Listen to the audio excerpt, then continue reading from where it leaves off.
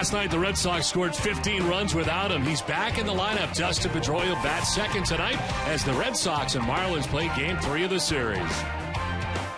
Hi again, everybody. I'm Don Orsillo, and welcome to Red Sox Baseball. Well, the Red Sox wrap up their series with the Marlins, in fact, the season series, and it's been one-sided for the Red Sox. One thing is clear, the Red Sox offense has been outstanding against these Marlins. The Red Sox 15 runs last night were the most they've scored this season. It was the 11th time they've scored 10 or more, the last two times both coming against these Marlins. The Sox are averaging 7 runs a game in their 5 matchups with Miami this season and hitting at 300 as a team. The numbers over the last 3 of the Marlins are even more impressive, with the Sox scoring 32 runs and collecting 40 hits. We welcome in Jerry Remy. And Jerry, last night an awesome offensive attack for the Red Sox. Home runs in the game and one from Jared Saltalamacchia as the catching continues to be good. Well, the Red Sox have to be very pleased with their catching situation right now, both offensively and defensively. And when you think of Jared Saltalamacchia and Kelly Shopik, the numbers have been outstanding now. These are major league rankings in all of the major leagues. Home runs 16, of course, 13 of those belonging to Saltalamacchia. RBIs 42, that's 5th best in baseball, and a slugging percentage of .551, best in all of baseball. So they are certainly getting it done offensively, no matter who Bobby Valentine calls on, whether it be Shopik or Saltalamacchia. Because Saltalamacchia is getting most of the work right now, and he's certainly making a bid for the All-Star team with the type of season he's having. On the mound tonight for the Red Sox in Game 3 is Daisuke Matsuzaki. It's his 3rd start, still looking for that first win. We're back with more right after this.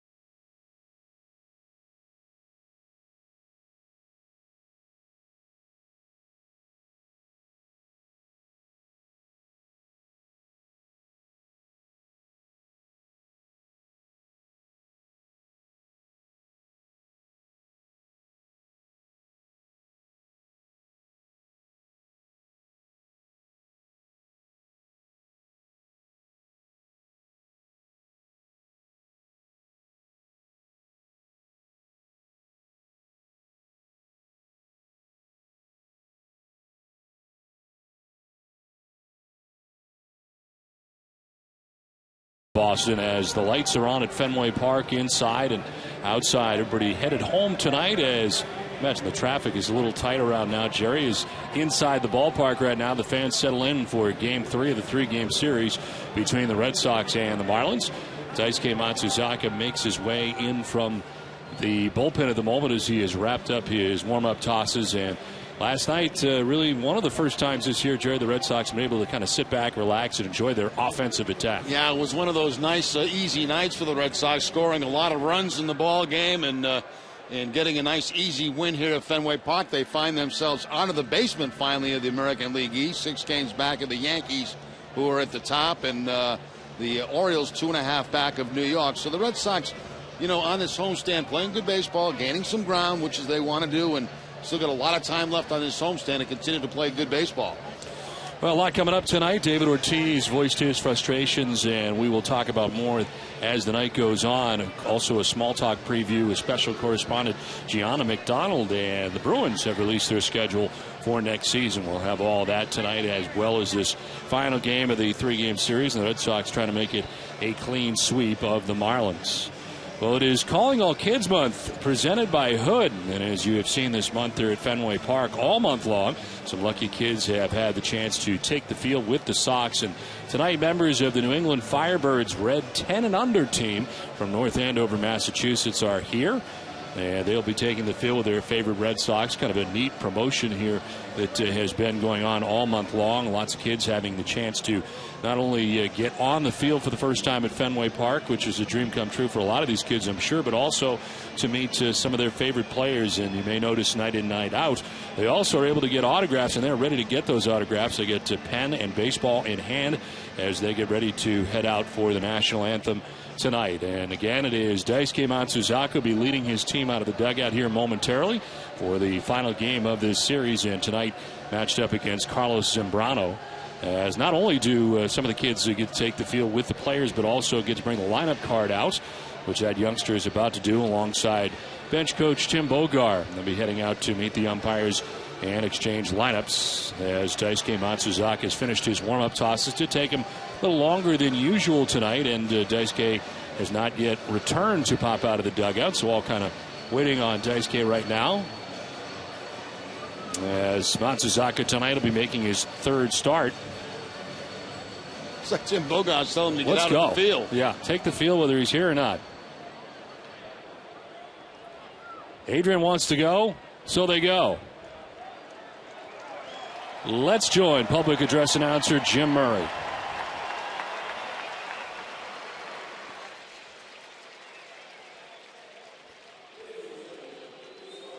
Move your caps.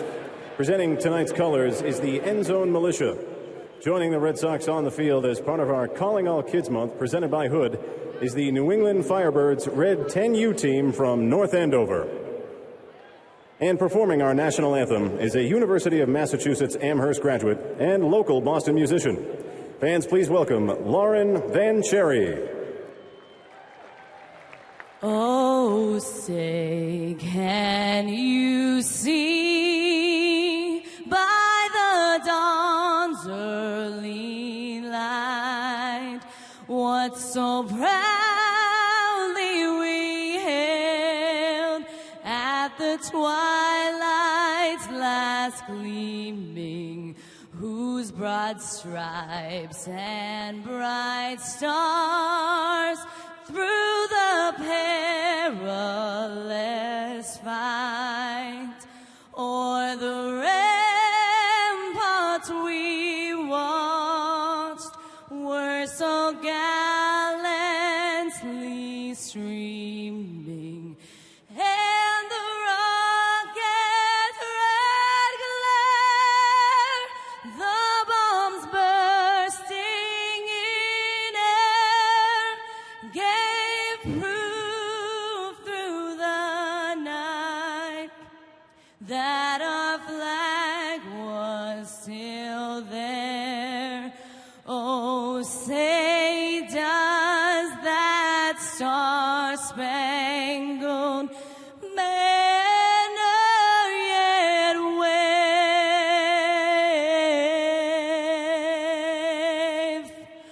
o'er the land of the free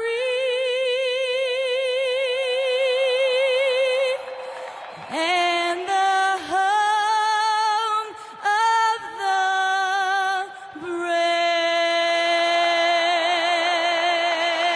Nicely done by Lauren Van Cherry from UMass Amherst. We're back with Game 3 right after this.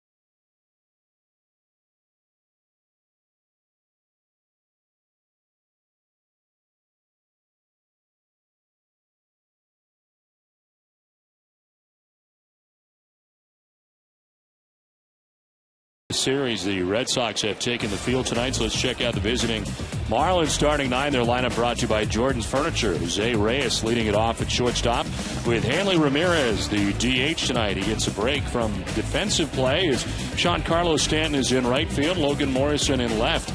Greg Dobbs gets his first start of the series at third base. Omar Infante at second base, bats 6. Scott Cousins in center field with Gabby Sanchez at first base, batting 8th, and Brett Hayes does the catching. He bats 9th. On the mound for the Red Sox, Daisuke Matsuzaka, his third start after Tommy John surgery. He's 0-2 with a 5.73 earned run average. He's worked 11 innings, giving up 9 hits. He has struck out 11. Last time out took the loss against the Chicago Cubs in a 6-inning effort. He gave up 3 runs, walked 3, struck out 3 in that effort. The Red Sox defense is brought to you by Southwest Airlines. They're 4th in the American League with 35 errors on the season. Will Middlebrooks at third base, Mike Aviles the shortstop, Dustin Pedroia at second, and Adrian Gonzalez the first baseman. Left to right, Daniel Nava, Ryan Kalish, and Cody Ross, and Jared Saltalamacchia doing the catching for Daisuke. Bullpen umpire tonight is Mike DeMuro. He calls the balls and strikes with Vic Carapazza at first base, James Hoy at second base, and the crew chief Jim Joyce is the umpire at third. So Daisuke ready to work to Jose Reyes. Leads it off here in the top half of the first inning.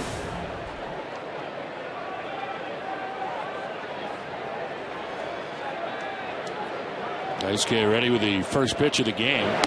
And misses high and inside. Ball 1. Reyes 274, 2 homers, 16 runs batted in.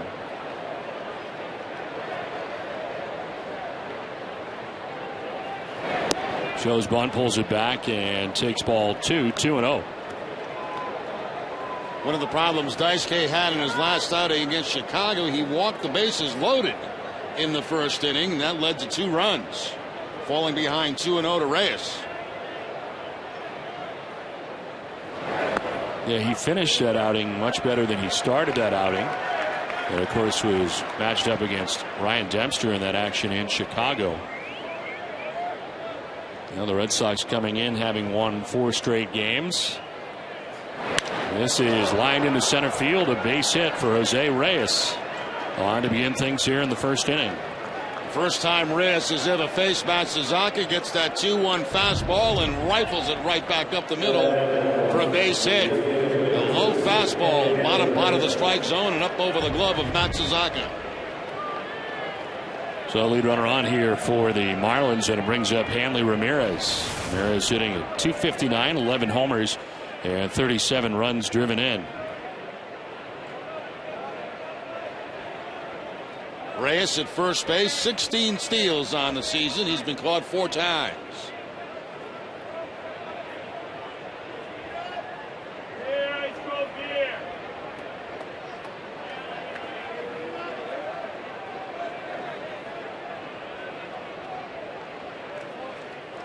Hanley Ramirez 3 for 8 so far in the series. As he settles in, waiting for a first pitch from Daisuke. Infield at double play depth as this time Matsuzaka does throw over.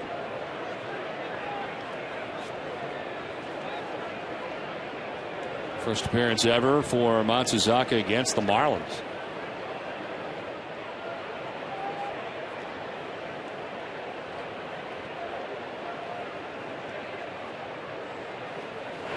Swing and a miss.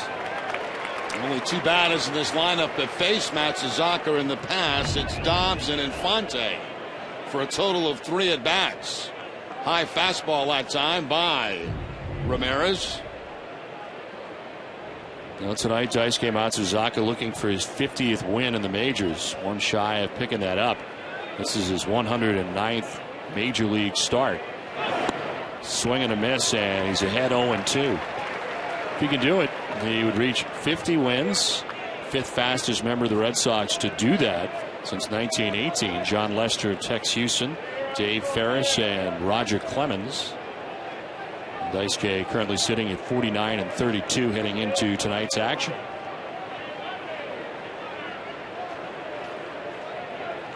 At 0-2.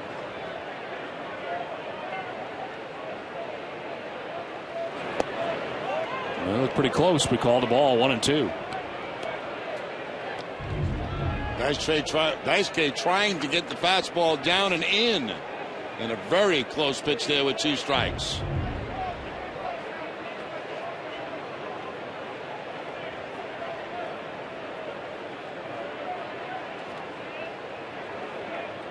Reyes widening the lead a tad at first base.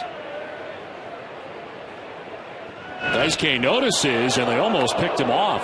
And that was not his best move. That was not a real quick move to first base. You see the big lead. Reyes kind of leaning towards second base, and was very close on the pickoff attempt. And Daisuke been a little bit quick with the feet that time. He might have had him.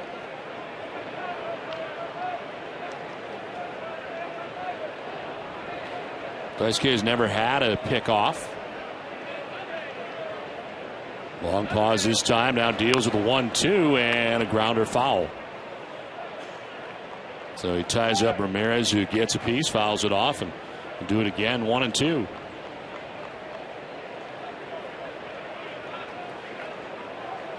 Giancarlo Stanton waits on deck as the Marlins bat here in the top of the first inning. Ozzie Guillen's team dropping the first 2 games of the series. And Miami right now has lost 3 games in a row in just 2 of their last 10 games. Dropping 2 games under 500, 33 and 35 to start the night. Not close. Knocked down by Saltalamacchia, and by the time he picks it up, Ramirez gets halfway to second, or rather Reyes gets halfway to second and has the chance to return to first. Salty picks it up right away. They've got him kind of caught in no man's land. Yeah, I think if both guys had to do it over again, they'd do it differently. First of all, Reyes would keep going. Second of all, Saltalamacchia would have been a little quicker to look toward first base. It's kind of a weird situation. You had the runner hooked up and you had the catcher not really able to pick up the baseball.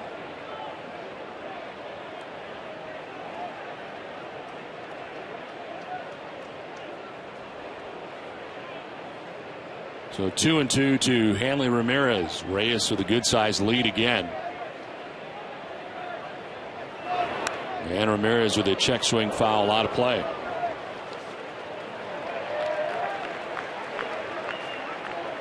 "14 previous starts for Daisuke in interleague play, and he's individually at 500, 6-6 with a 4.23 earned run average. 14 starts against the National League.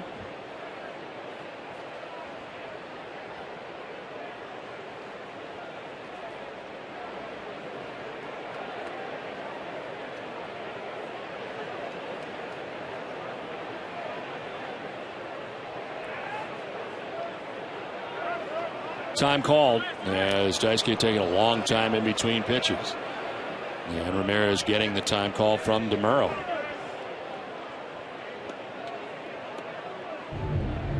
Daisuke very deliberate, trying to hold Reyes on first base, and finally you can see Hanley Ramirez asking for timeout, and finally does get it.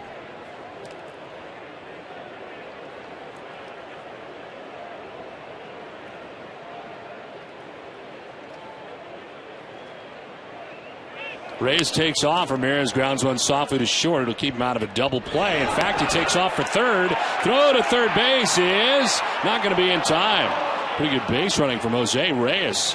Takes second base as he was stealing on the ground ball, but then his throw goes to first. He takes off for third. That's very good base running. He's got the play in front of him, and he sees Aviles make that throw, and he knows he's got third base made with no problem. Aviles had to come in on the ground ball, and when Reyes saw that, he knew that he had an excellent chance to go to third base. So good base running by Reyes. He's at third with 1 down in the inning, and here's Giancarlo Stanton, who stands in, the right fielder for the Marlins. Low and away, ball 1. Now Stanton starting the night hitting at .269, 14 homers and 42 runs batted in. 6th in the National League in home runs with the 14. Ryan Braun setting the pace with 20 home runs so far this year in the National League as Reyes gains his lead off third. In the dirt outside, 2-0. Nice save by Saltalamacchia on the breaking ball. The slider that time from Matsuzaka, and right into the heel of the catcher's mitt for Saltalamacchia to save a run.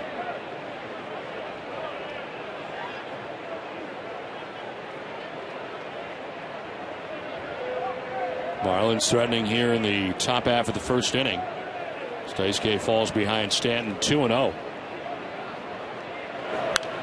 Popped up foul off to the right, and it's 2-1.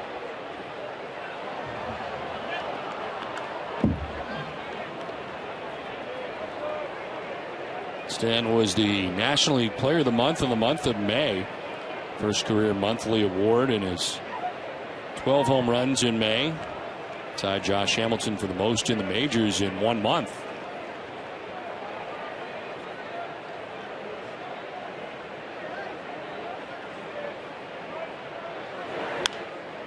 Off the end of the bat, foul, 2-2.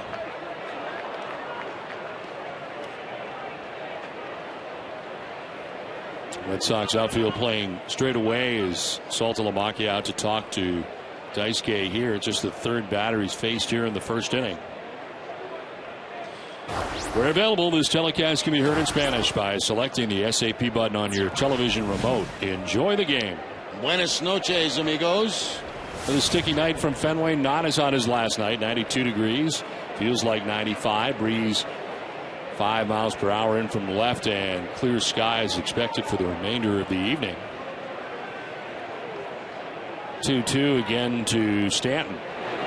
That's outside, ball 3.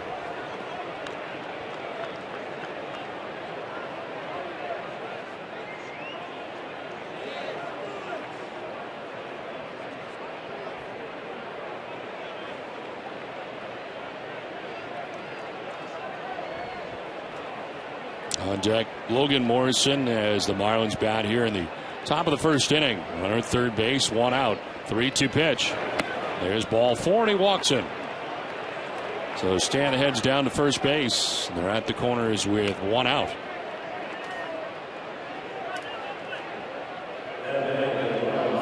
That brings up Logan Morrison. 241, 7 homers, and 23 runs batted in for Morrison, who has had a terrific series. Homered last night in last night's game off Felix Dubron. Right off the pole down the right field line. In game 1 of the series, he had 5 RBIs. Marlins have dropped the first 2 games of the series, but it's not because of anything Logan Morrison is not doing. 4 for 7 in the series, couple of home runs, couple of doubles. Breaking ball is in there for strike 1.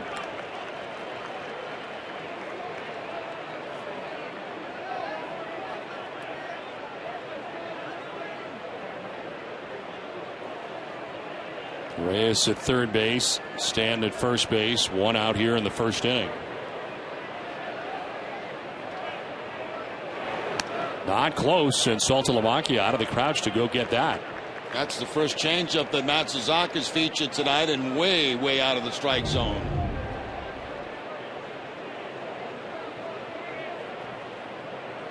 Reyes can get a big lead down at third base because Middlebrooks is so far off the bag, and of course, to counter that, Matsuzaka obviously working out of the set position with men at first and third.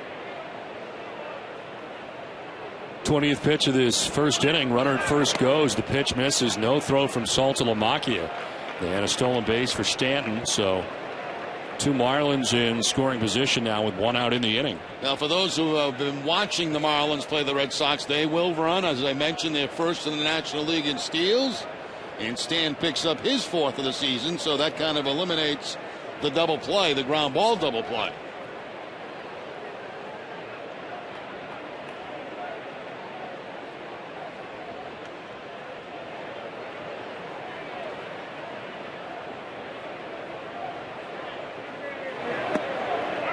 In there for a strike, and it evens at 2-2.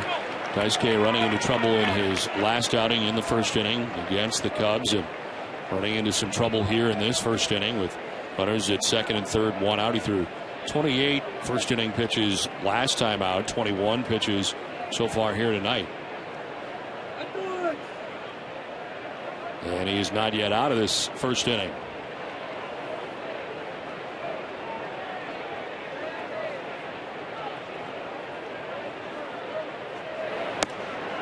Inside, full count. Well, the Marlins have been pretty patient with Daisuke Matsuzaka so far tonight. They have been, and it's been pretty easy to be patient with him because he hasn't really been that close. The last pitch was pretty close, but he's basically been all over the place here in the first inning. Saw Greg Dobbs waiting on deck, pinch hitting appearances in each of the first 2 games. Gets a start tonight for Ozzie Guillen.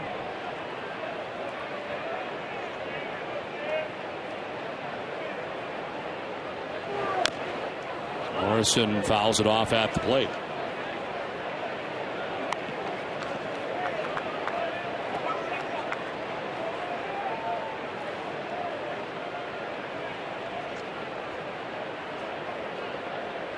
Logan Morrison still just 24 years old. 22nd round pick in 05 by the Marlins, 3rd year in the big leagues. He's yet to have an entire season yet at the major league level. He has looked very good in the season series against the Red Sox, and he bats 4th in the order.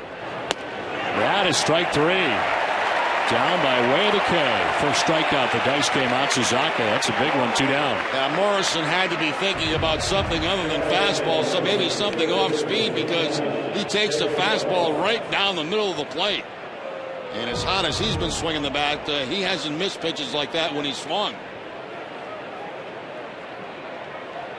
So 2 down here in the first inning. 2nd and 3rd, and here is Greg Dobbs. 272.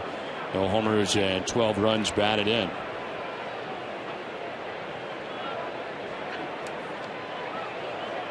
Dobbs, who broke into the big leagues with Seattle Mariners back in 2004, spending the bulk of his major league career with the Philadelphia Phillies and coming off their bench. A lot of pinch hitting appearances. Last year was his first year with the Marlins, back for year 2. Signed as a minor league free agent. Reyes at 3rd base, Stanton at 2nd base. 2 outs here in the first. There is strike 1 as Daisuke starts off ahead.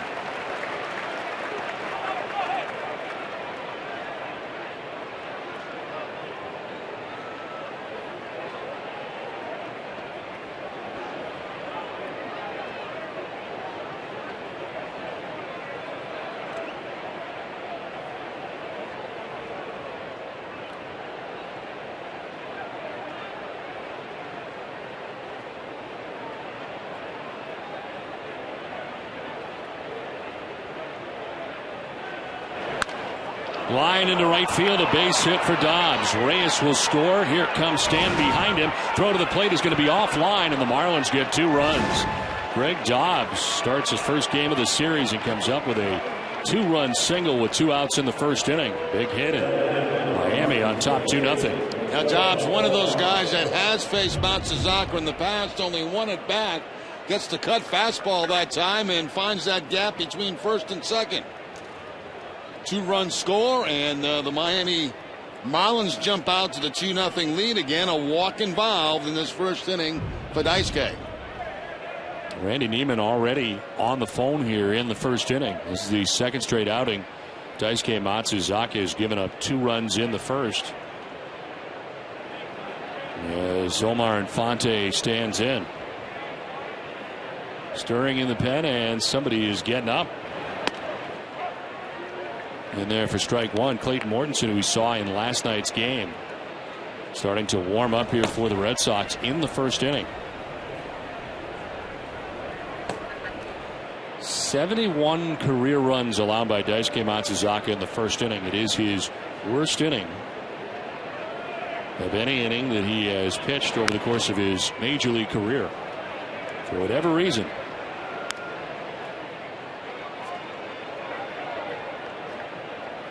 ahead of Infante here, 0-2.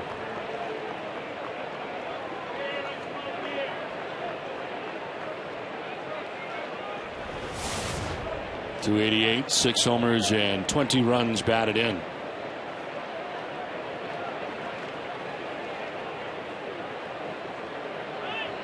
Runner at first goes, pitches outside, throw will go into center field. Staying at second base is Dobbs. He didn't know where it went initially, so he didn't have a chance to go, but Saltalamacchia sails that into center. Now that's two guys that don't normally run. It's Stanton and Dobbs, both running in this inning and picking up stolen bases. That ball just sails on Saltalamacchia, but no advance to third base by Dobbs. Throw going right to Ryan Kalish out in center field. Opposing base stealers 5 for 5 against Daisuke Matsuzaka, and now his 3 starts that he's made. And Fonte will blip one to center. In comes Kalish. It'll fall for a hit. Around from second comes Dobbs, and the stolen base leads to a run here, and it's now 3-0 Miami. And that'll bring Randy Neiman out.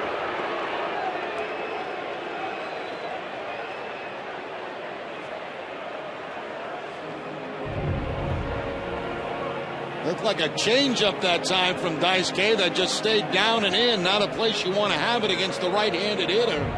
And he drops it into center field for the base hit. So again, first inning problems for Matsuzaka, and very quickly the Red Sox down in this game.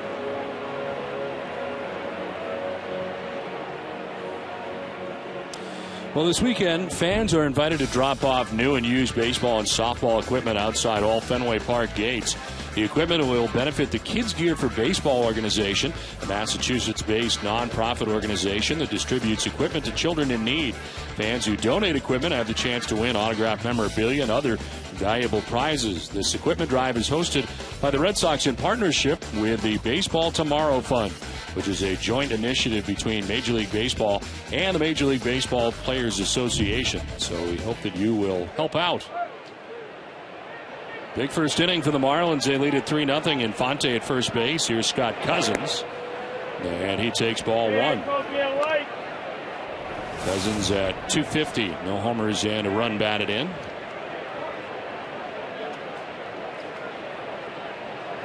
Recalled from AAA New Orleans on June 15th. Time of his recall, he's hitting at 292. Runner at first goes, pitch down and in. Saltalamacchia's throw again is off the mark. The end of the first base side, again had no chance, and there is the third stolen base of this first inning for the Marlins. Now these stolen bases are coming off Matsuzaka. I mean, there is absolutely no chance at all for Saltalamacchia to throw anybody out at second base. He's got to rush every throw because the jump at first base has been so good.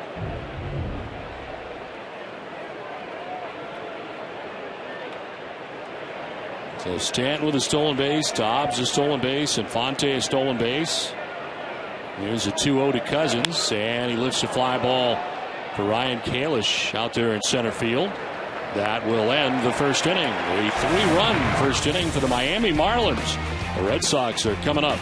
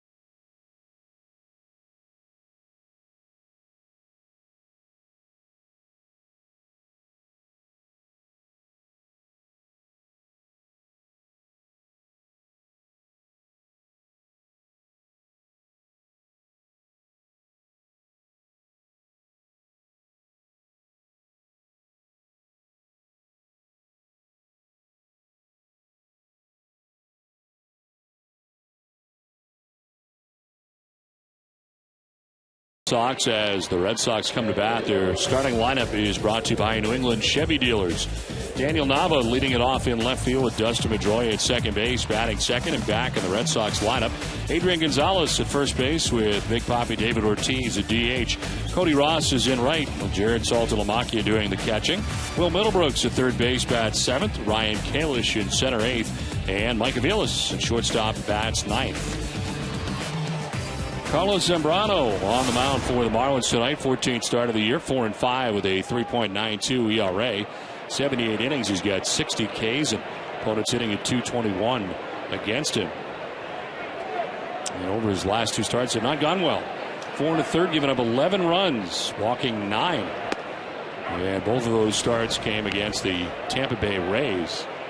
The Red Sox hoping that that continues here tonight.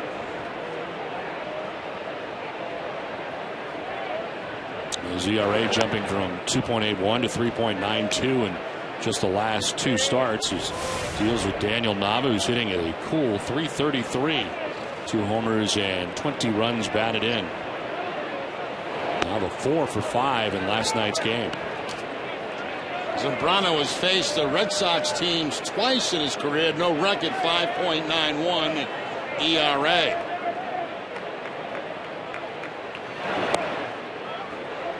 Falls behind 3-1.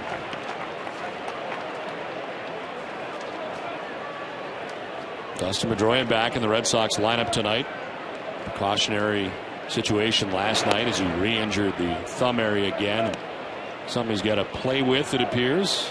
Scared him more than it hurt as he got pitch inside and fouled it off and thought he had perhaps re-injured the thumb, but not much in the way of swelling. Down to first base goes Nava. Leadoff walk as the Red Sox trying to get some runs back. Let's take a look at the Marlins defense. They're 9th in the National League with 44 errors on the season. Dobbs, Reyes, Infante, and Sanchez in the infield. Morrison, Cousins, Stanton in the outfield. And Brett Hayes doing the catching for Zambrano. So lead runner on for the Red Sox here in the bottom of the first inning. And here is Dustin Pedroia. As Dustin takes a pitch inside, ball 1. Pedroia 1 for 3 in the first game of the series. He hits it .269, 5 homers, and 26 runs batted in. 1-0 is in there for a strike, and this is a foul ball we were talking about that broke the bat on and was right away shaking that hand. He would leave the game and missed last night's game, precautionary reasons, but really did not swell up on him as it had when he had missed the 6 games with the original thumb injury. May 28th against the Tigers is when he did it initially in the 5th inning. Left that game with the jammed right thumb, and so pretty much anything that comes inside on him or jams him is going to be painful. Grounds it foul, third base way, 2-2.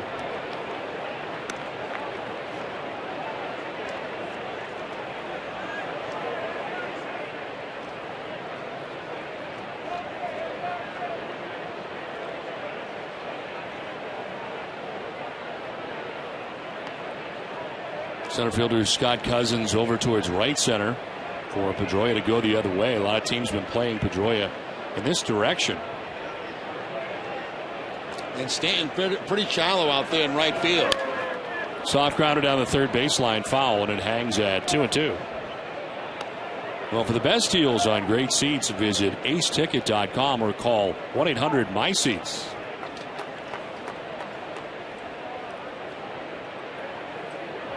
Red Sox trailing 3-0. They get the lead runner on here at the bottom of the first inning. And Pedroia in a battle here is Zambrano. 2-2.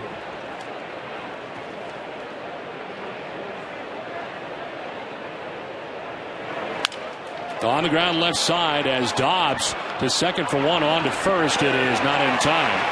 They do get the lead runner in Nava 5-4 on the force out as Pedroia reaches at first base. And the ball not hit hard enough, and Dobbs had to go a long way to his left to get to the ground ball for Pedroia. The feed to second base to turn, but not in time to get Dustin at first base. Beats it by a half a step. And you see Nava trying to line up that second baseman, but doesn't get him.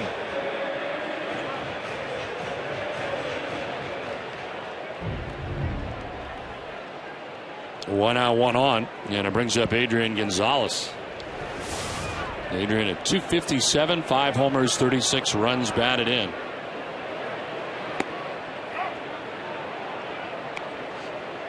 Adrian 1 for 7 in the series against the Marlins.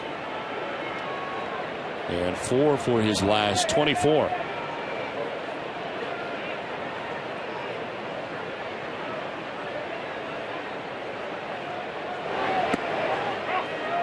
In there for a strike, kind of surrounded the plate, but grabs the outside corner. 0-2.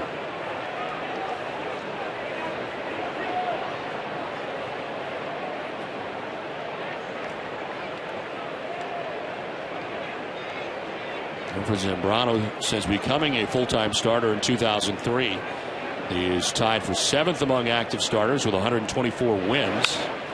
Gonzalez, opposite field, base hit into left.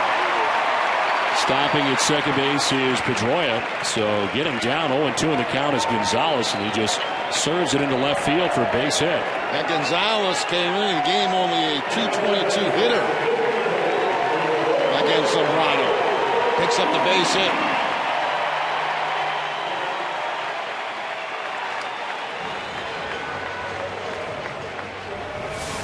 Now the key matchup brought to you by New England Acura dealers. David Ortiz against the Marlins, 5 for 15, 3 homers and 9 RBIs, and of course last night the grand slam, and for whatever reason was upset today before the ball game, saying a great deal of things before the game, directed for the most part at the media and the coverage of the Red Sox on a daily basis. Tough to tell what really sparked David Ortiz today, but he was in a much different mood than he had been even after last night's game. Of course, very jovial last night with the Red Sox coming away with the win, but today a much different story. You know, yesterday he was very, very happy. Today something happened overnight during the day today that really ticked him off, but he was not in a good mood at all in the Red Sox clubhouse today, and did have plenty to say about the media. You and I had the chance to talk to him also alone, and he didn't really back off any of those comments. He stayed with it and was still very upset, and it was about half an hour after he had the outburst in the Red Sox clubhouse with the media. Yeah, we were lucky to see him one-on-one on the way up to meet with the manager, and he was still hot. And he says, I just want to come here and play baseball. But tough to tell what set him off, as this one is fouled off, ironically towards press row. Jenny Dell will have more next half inning on some of the comments by Big Papi.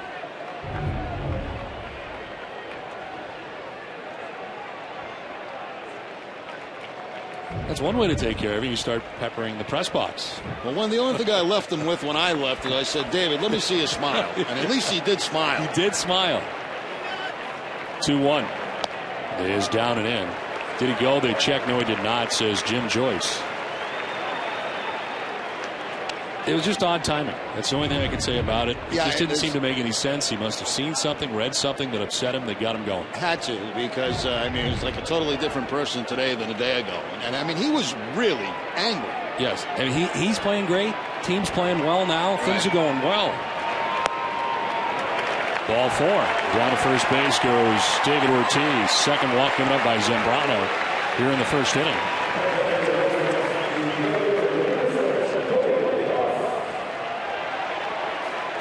And Cody Ross coming up. We'll say this, Jerry, though, it is a much different dynamic now for players today than it was when you played. You think about what you can read on Twitter and what immediate things can be said that you might see.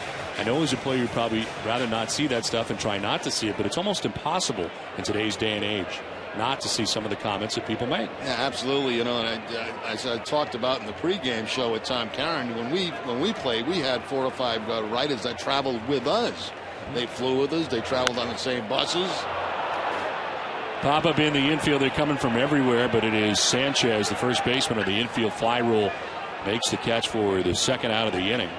All I know is he was doing tricep extensions when we were talking to him. And talking to us. I was hoping that he was just not going to pinch my head off. I think we were safe. I really do. No, we were okay. We were fine. We were all right. But he wasn't stopping as he was lifting. And he was getting certainly very upset, and something really got him.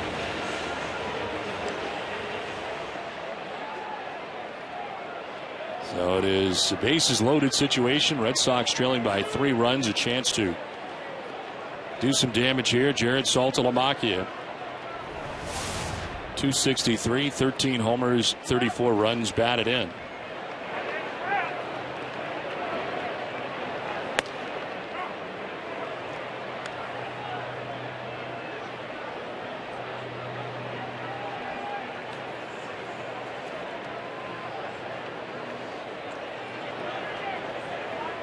Pedroia at third, Gonzalez at second, Ortiz at first. No one coming up.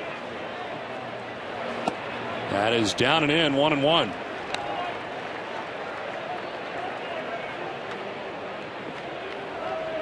Now Kelly Shopik trying to get his friend and co-catcher Saltalamacchia to the All-Star game. You can do that at RedSox.com. Vote up to 25 times. Swing and a miss, and it is 1-2. Saltalamacchia currently not in the top 5 at the moment. Looks like a split thing at fastball. Change up over that time from Zambrano to get the swing and miss. On a ball down and in. 2 for 6 this year. The base is loaded for Saltalamacchia. 2 grand slams in his career. 25th pitch of the first inning for Zambrano. And it's a swing and a miss. Strikes out Saltalamacchia, gets out of a big jam. Red Sox leave him loaded. 3-0 Marlins.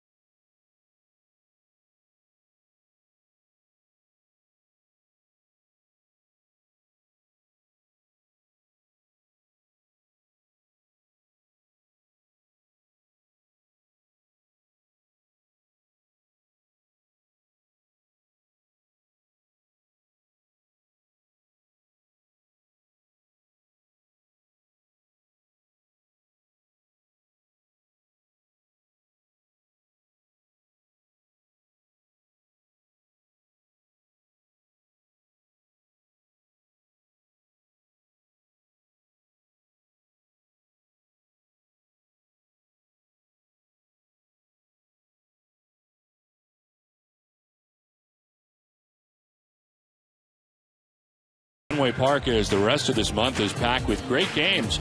Come enjoy some great summer baseball this weekend as the Sox take on the Atlanta Braves for their final interleague series of the season. The homestand concludes with a 3-game series against the Toronto Blue Jays beginning on Monday. Get your tickets now for all these great June games at redsox.com/tickets. 3-0 Miami on top as we head to the second inning.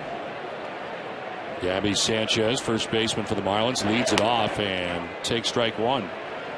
Daisuke threw 33 first inning pitches. Sanchez hitting at 188 with a home run, 15 runs batted in.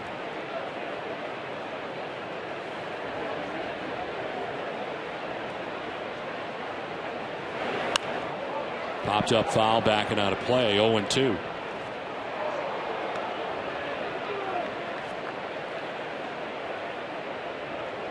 Happy 10th birthday. Happy 10th birthday. Is it your first game, though? I think, well, happy birthday. No hot dog. It's not his first game. Hate to be mean, but. 0-2 is sent foul down the right field line, out of play. There was a lady last night that was here that wanted a pretzel. You can't start giving away. So you're not branching off into other food areas. Gotta stay with the hot dogs, because then it's lobster sandwiches, right? Clam chowder, yeah. A steak tartare.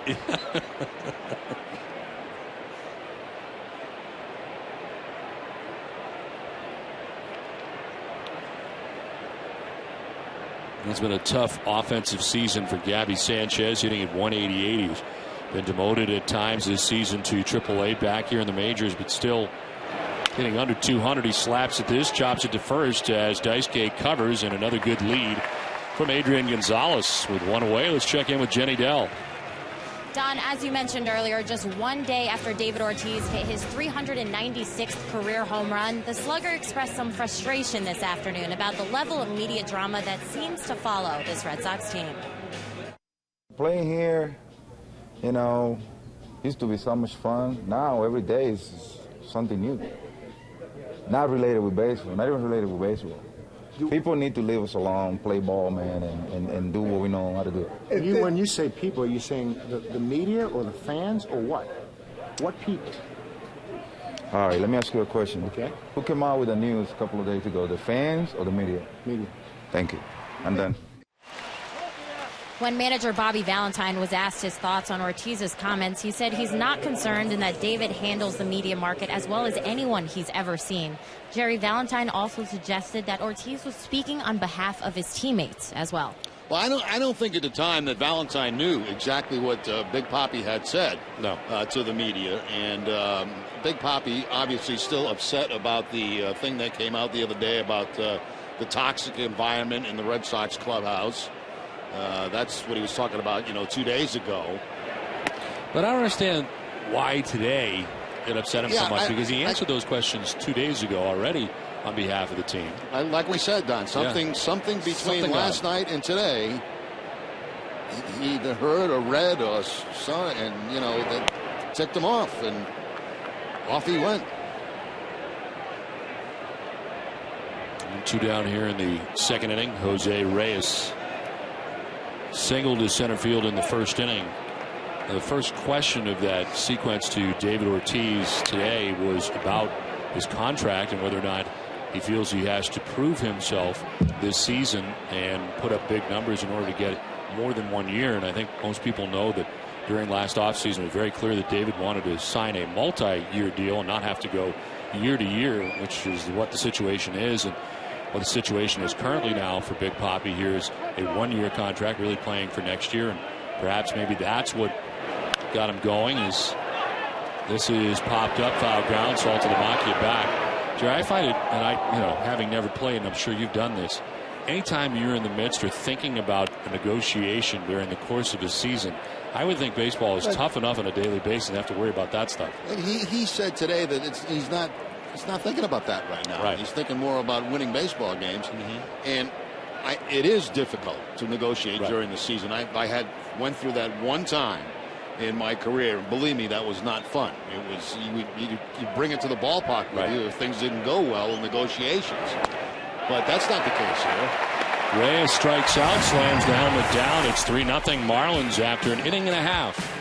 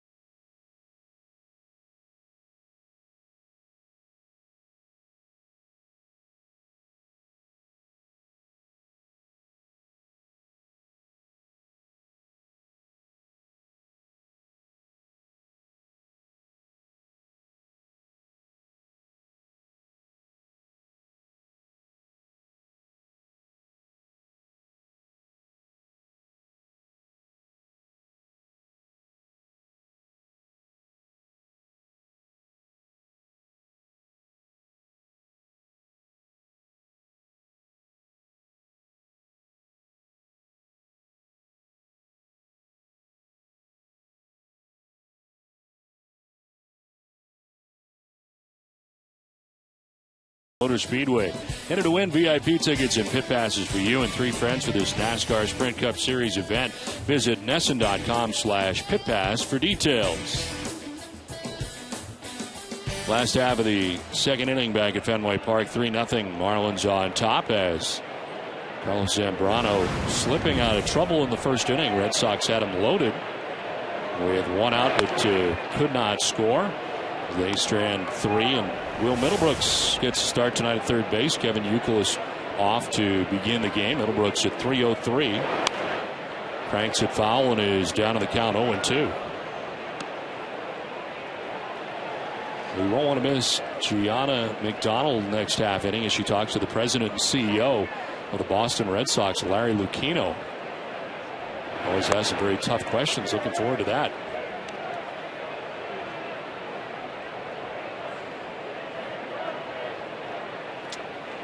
One-two. Here's a swing and a miss. Middlebrooks strikes out. Zambrano picks up his second K of his outing. Once again, the off-speed pitch, the change-up, doing the honors right there for the strikeout against Middlebrooks. That's how he got Saltalamacchia to end the first inning. 1 down in the second inning. Ryan Kalish coming up, center fielder, batting out of the number 8 spot at 250 in his return.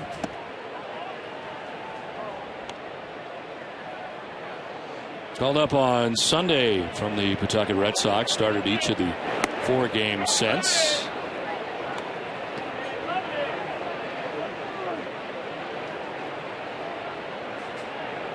First major league action since 2010, and kind of a half-hearted swing there has him down 1-2. Numbers from 2010, his first major league experience, 53 games. And of course, began the year in the 60-day DL, recovering from left shoulder surgery.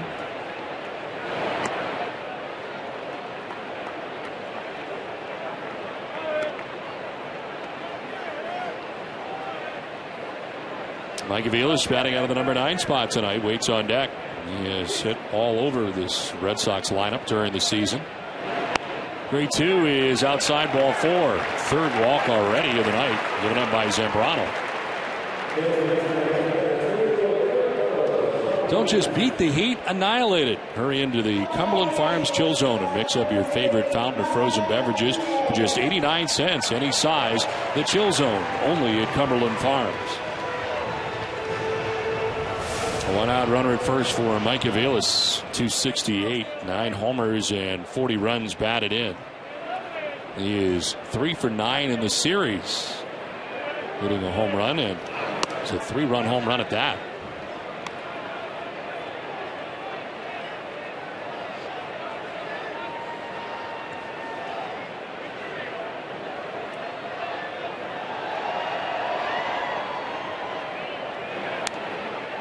Foul back, and it's 0-2.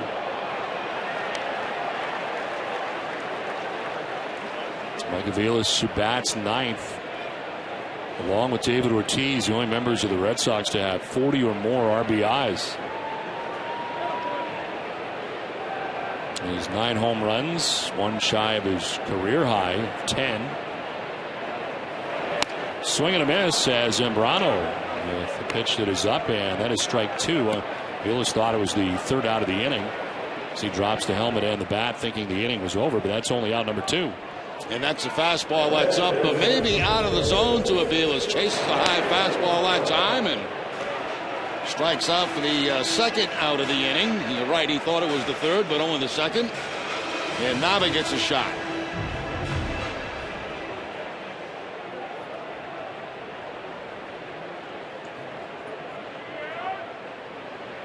Two down, Kalish at first, and a check on him as Ryan dives back safely.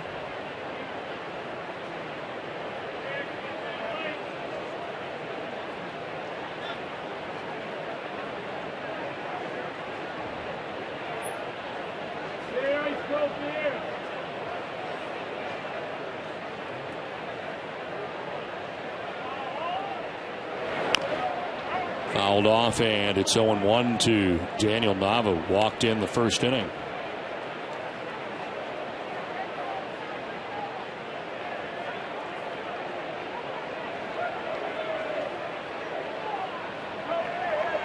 Zambrano with 3 strikeouts, 3 walks. So far, the walks have not been costly, with the exception of his pitch count, as this would be his 40th pitch of his outing. The 2 outs here in the 2nd inning. Ball 1, 1-1.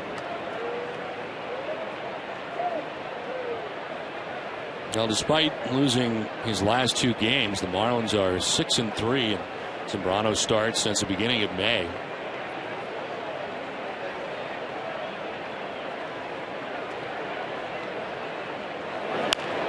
Liner foul, and it's 1-2.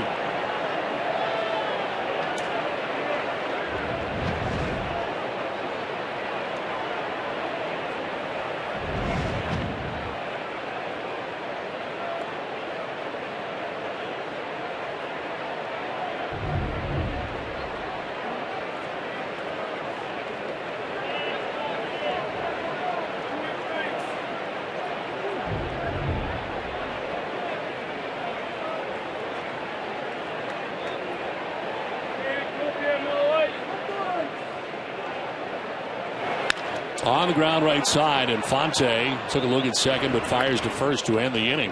When we come back, on the hot seat is Larry Lucchino. Gianna McDonald will be interviewing Larry Lucchino when we come back to Fenway.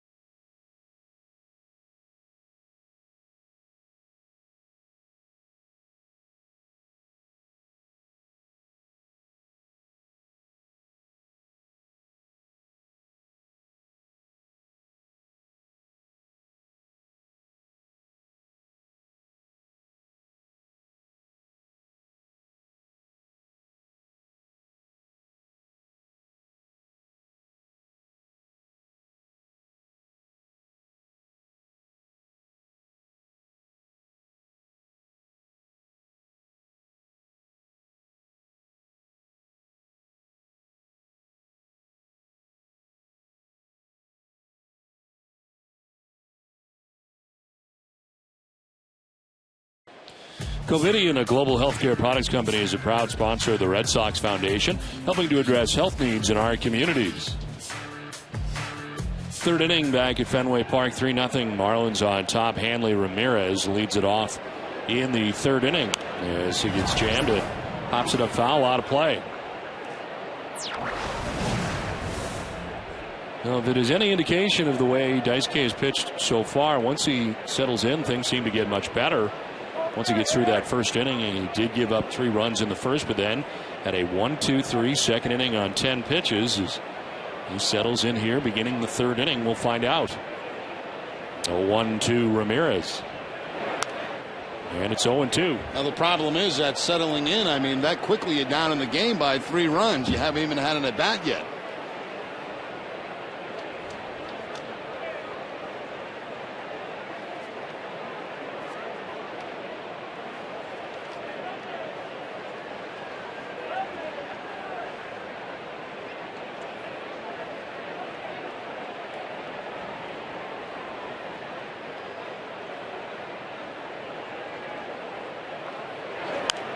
Oh, 2 fouled off to the right, out of play.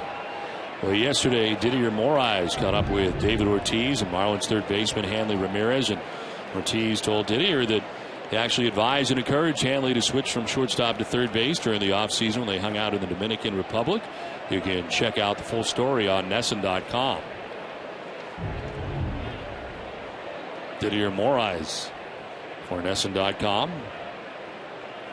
0-2 coming to Hanley Ramirez. This one fouled off to the right. Does he prefer Didier or Diddy? I think he goes by Diddy most of the time. He does go by yes. Diddy. Mm-hmm.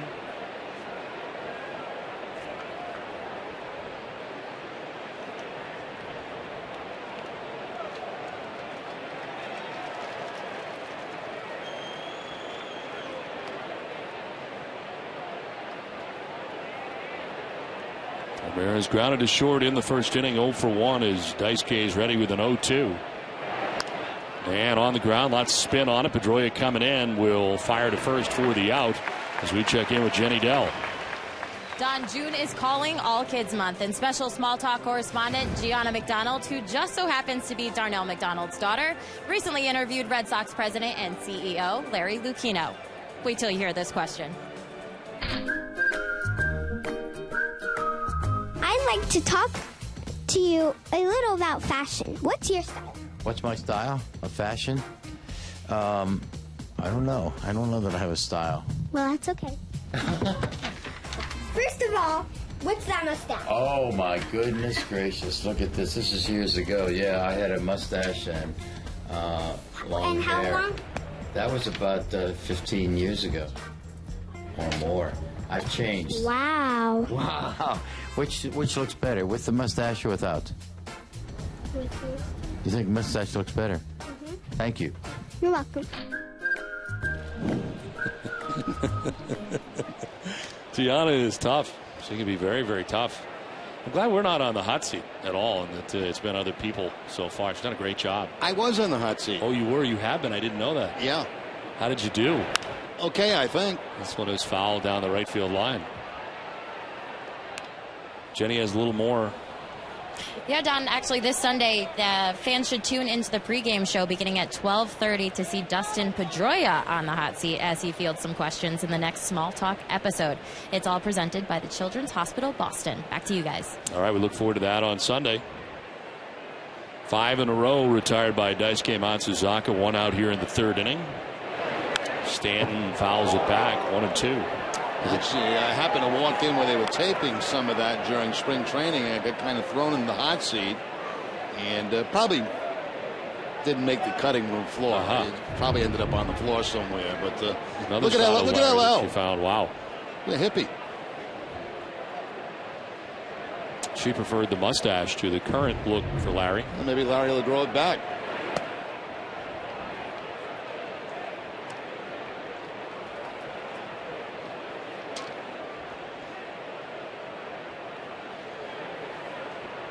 One out here in the third, a 2-2 to Stanton. There's strike 3 over the outside corner. True to form, Daisuke settling in. Third strikeout, 2 down. Fastball again from Matsuzaka. This time everything away in that at bat from Stanton. And picks up the outside corner on the 6th pitch for the strikeout. Well, time now for tonight's twisted but true fact of the game. This week, the minor leagues are celebrating mustaches. At least 2 teams are. Tomorrow, the New Hampshire Fisher Cats giving away a bobble stash of manager Sal Fasano featuring his famous mustache. Also tomorrow, the Boise Hawks are giving away Bring Back the Stash pint glasses in recognition of hitting coach Bill Buckner, who had to shave his mustache in accordance with the Cubs team policy. Fans who wish to take part in the promo do not need to have a mustache. Twisted Tea Hard Iced Tea is a refreshing hard iced tea. It tastes like real iced tea, be a little twisted. And Jerry, you enjoy the mustache. Still rocking it all these years. Yeah, it does a lot for me. This is low and inside, and I mean, it is a good look. Well, see, that's, I don't know, a goatee and a mustache to me a totally different idea. I think that's probably more hip than just the mustache. You know, I think it's probably more of a updated look. I don't know. Have you tried a goatee? No, I have not. Would you consider a goatee? No, not at this age. This one is fouled off. Getting back to Larry's picture for a second, though, when you look at that picture, I wonder if that was taken coming back from Woodstock. Could have been. I mean, he looks like a hippie. Mm-hmm. I mean, look at him. The headband, mustache, the long hair. He does look a little bit like Dennis Eckersley if you squint. Is that Jimi Hendrix in the background? 2-1 is a swing and a miss, and it is 2-2.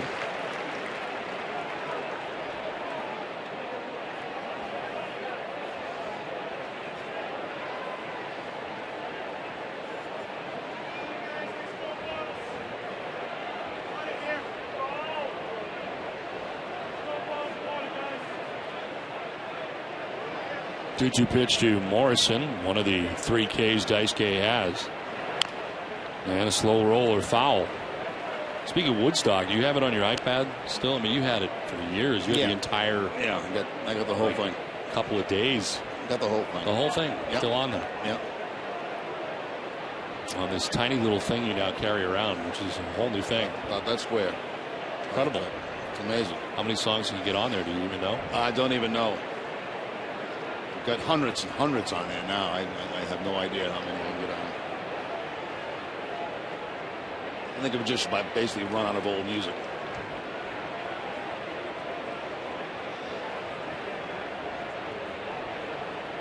Two balls, 2 strikes to Logan Morrison.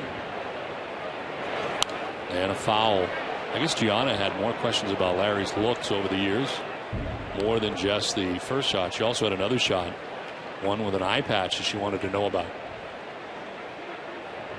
Larry had an eye injury, so had the eye patch, but she had lots of questions. He still had the stash there, though. Yes.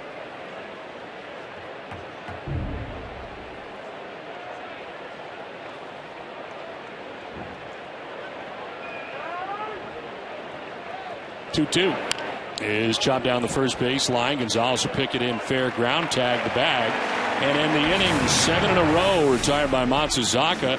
Problem is, Marlins have a 3-0 lead.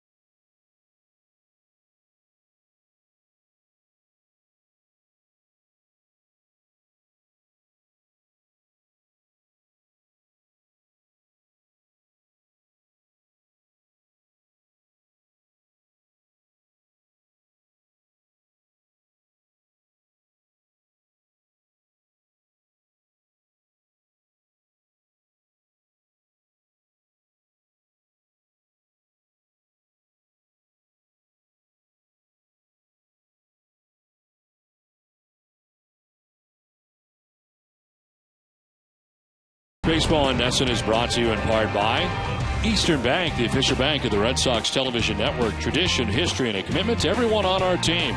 These are just a few of the things Eastern Bank is made of. Find out more at easternbank.com.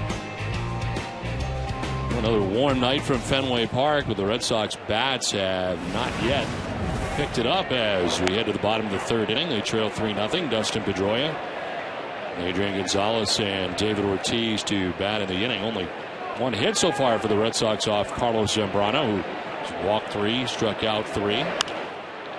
Fly ball down the right field line that'll make its way foul and into the seats.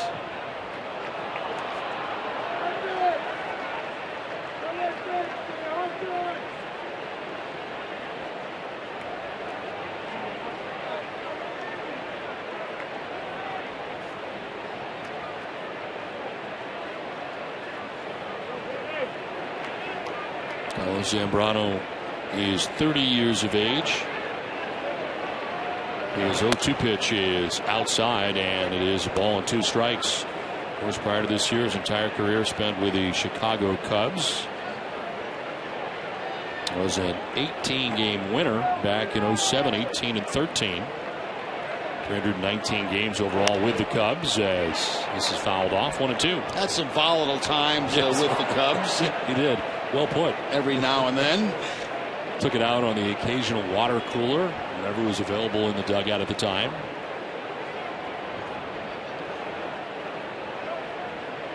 His final game with the Cubs, 5 home runs and 8 runs altogether.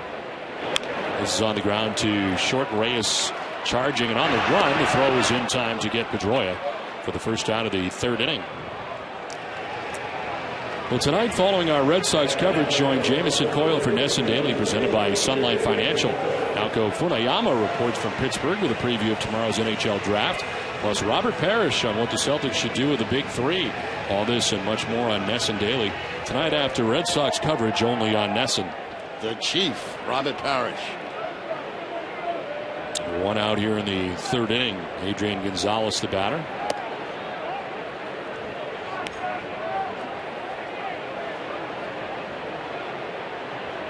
Gonzalez, a guy who's had 18 previous at-bats against Zambrano, just 4 for 18 against Zambrano in his career. He's had a base hit in the 1st inning. Well, the Bruins schedule has been released. In the next half inning, we will check it out.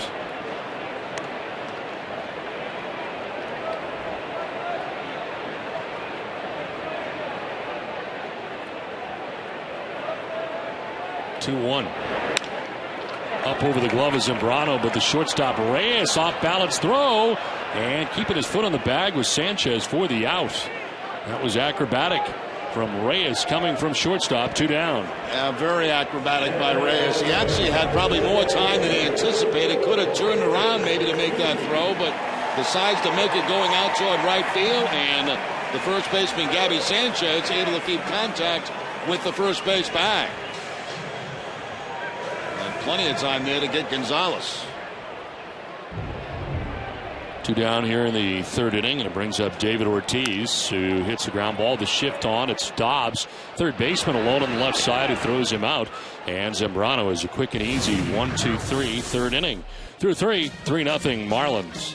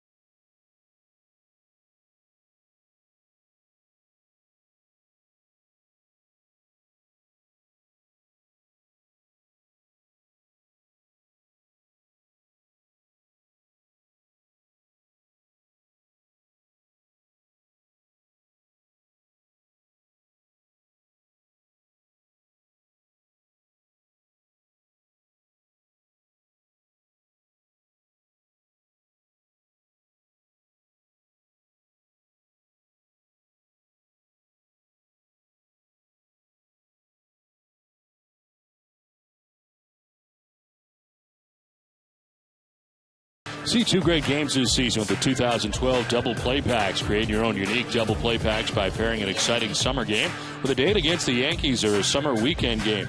Don't miss out on some great baseball this summer at Fenway Park. Get your double play packs tickets today at redsox.com/doubleplay. Well, 3-0 Miami on top of Boston as we enter the 4th inning. Daisuke Matsuzaka, after relinquishing the 3 runs in the first inning, is now retired the last 7 Marlins in a row, and he deals with 5, 6, and 7 for Miami. Greg Dobbs, Omar Infante, and Scott Cousins expected in the inning.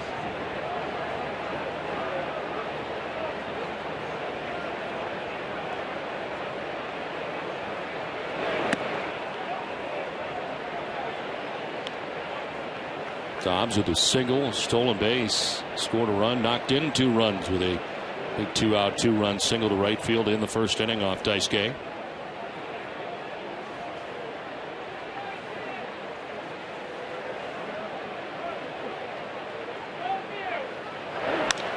In the air to left as Nava moves back onto the track to make the lunging catch.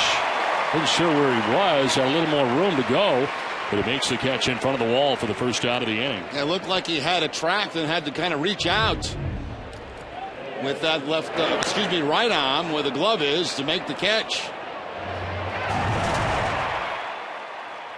Back on the warning track, just about 2 or 3 feet in front of the wall.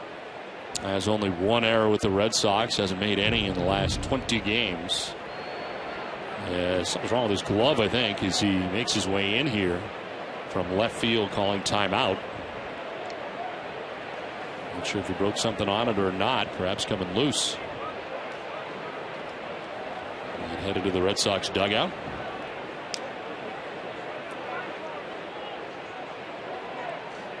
Well, that gives us a chance to check out the upcoming Bruins schedule. They open up the season October the 11th at Philadelphia. Start with 3 games on the road.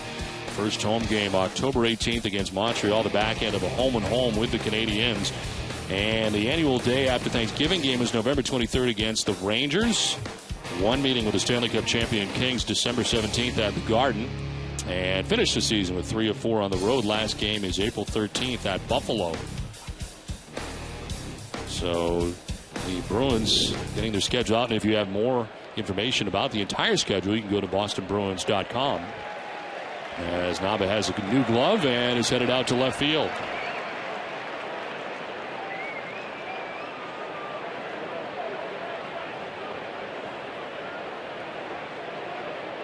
One out in the inning, Omar Infante, the batter.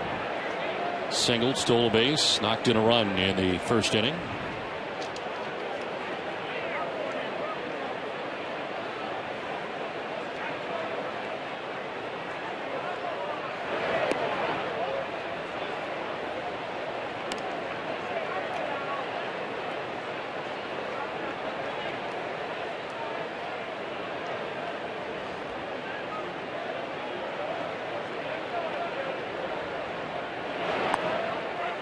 In there for a strike, 1-1. And the broken glove in the hands of John Lester right now at the moment. Usually on most teams, the trainers are very good at fixing gloves when those laces come undone or need to be repaired.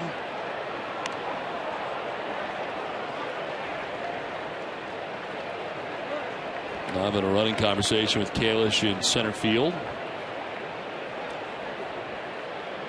How many gloves did you generally have that were game ready?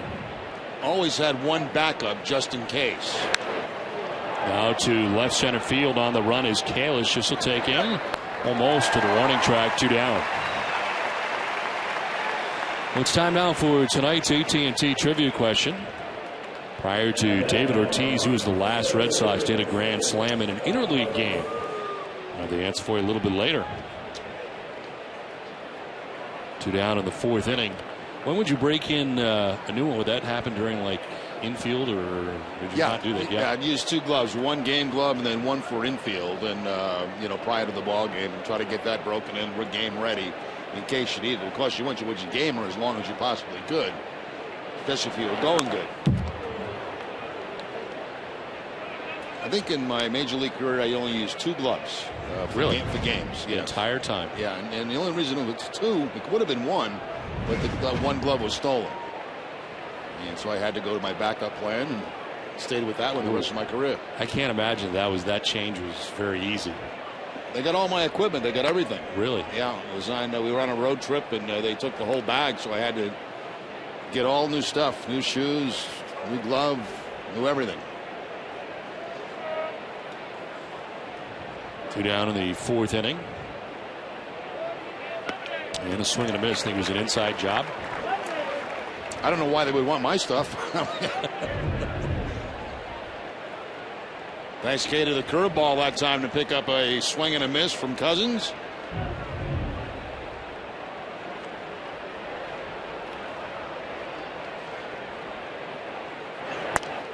That'll miss 2-2. Daisuke now has retired 9 in a row.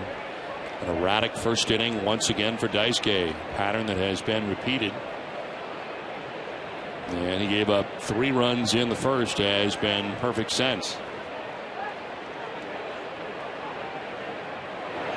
Cousins will pop it up shallow left. Out goes Aviles. In comes Nava.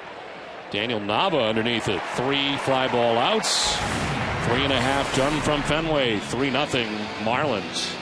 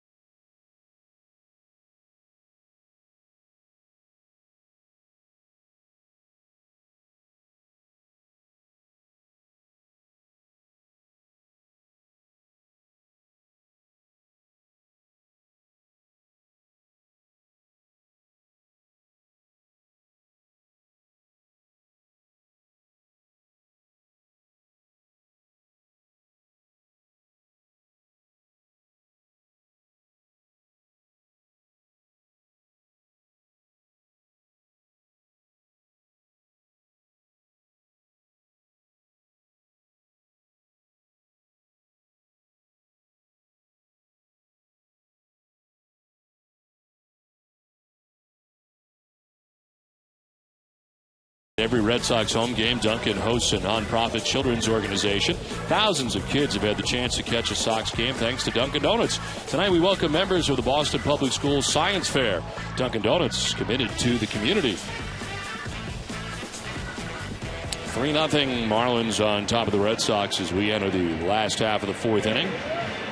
Carlos Zambrano back on the mound. He's retired the last 5 Red Sox in a row. He's given up only 1 hit through the first 3 innings, although he has walked 3, struck out 3, and he'll deal with Cody Ross, Jared Saltalamacchia, Will Middlebrooks here in the 4th inning.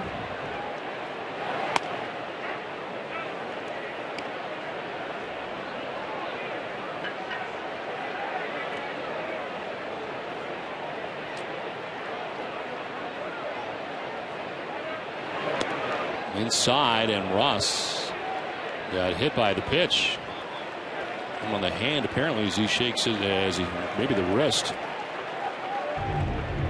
Yeah, tough to tell where this got Cody Ross. I'm not sure it did.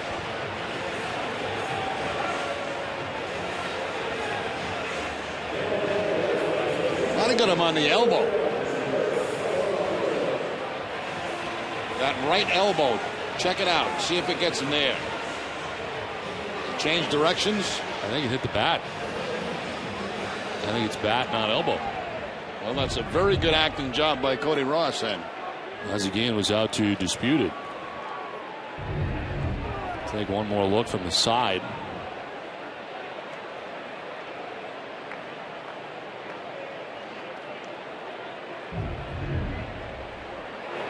Here's a swing and a foul down the left field line into the seats.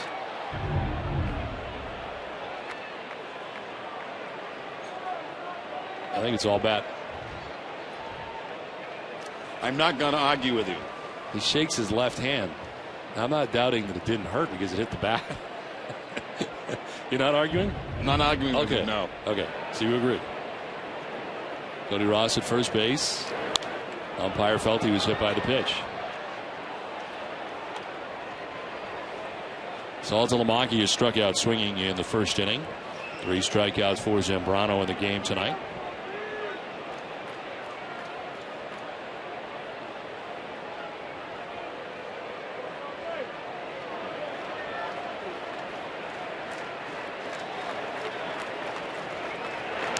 Look out, and Saltalamacchia is hit. So down to first he goes.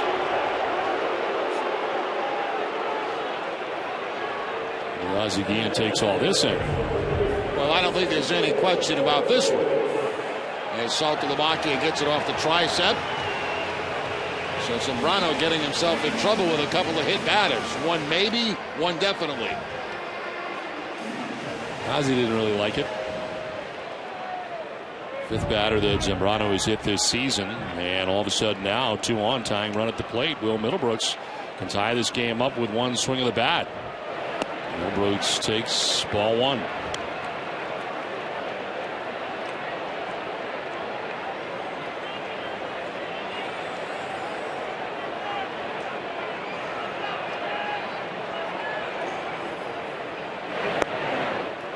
Down and in, 2-0. Will Middlebrooks is going to be 100 in Boston today. Might have to close the roof here at Fenway Park. Can't do that.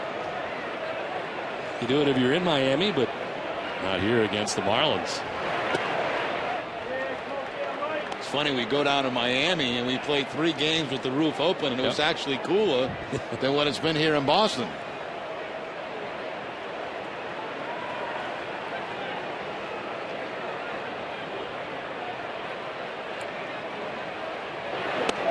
Brooks jumping back out of the way, 3-1.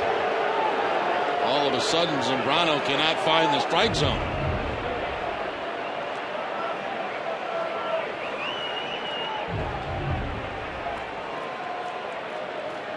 Randy St. Clair, the pitching coach for the Marlins. Here's a 3-1 to Middlebrooks. Line to right field. That's going to get in for a base hit. From second base comes Cody Ross. Throw goes to second, and a run in for the Red Sox. They're on the board. Will Middlebrooks picks up his 28th RBI. Nice hitting by Middlebrooks going to the opposite field. Zambrano, you knew he was coming with a strike right there after being a bit wild in this inning. And Middlebrooks to the opposite field for the base hit. That scores Cody Ross from second base. And the Red Sox get on the board, still nobody out. Oh, and Will Middlebrooks has an RBI. The Red Sox are 15-1 as a team. He's got an RBI here to get the Red Sox on the board in the 4th inning. And brings up Ryan Kalish. Walked in the 2nd inning. Kalish showing bunt and taking the strike.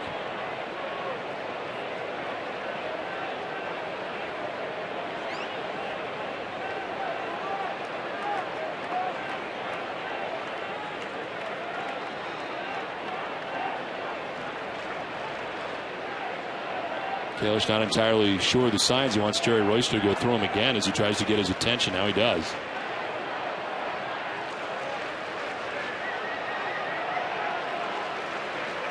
Everybody on the same page now.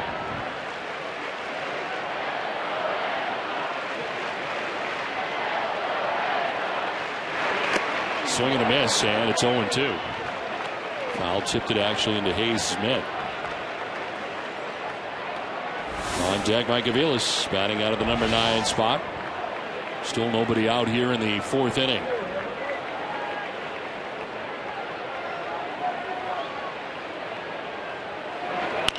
On the ground, chop towards second. Infante to second for 1, and no throw to first.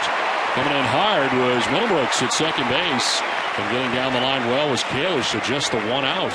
Yeah, they were not going to get the double play anyway because Kalish was getting down that line and the ball was not hit that hard. But a good job by Middlebrooks to go into second base and make sure there's no throw to first base. Watch Reyes. He has to jump over Middlebrooks at second base.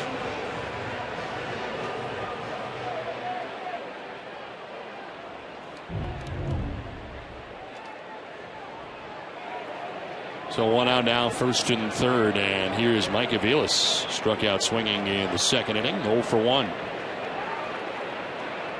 Everyone to go the other way. Center fielder Scott Cousins over towards right center. As Aviles takes ball 1 away.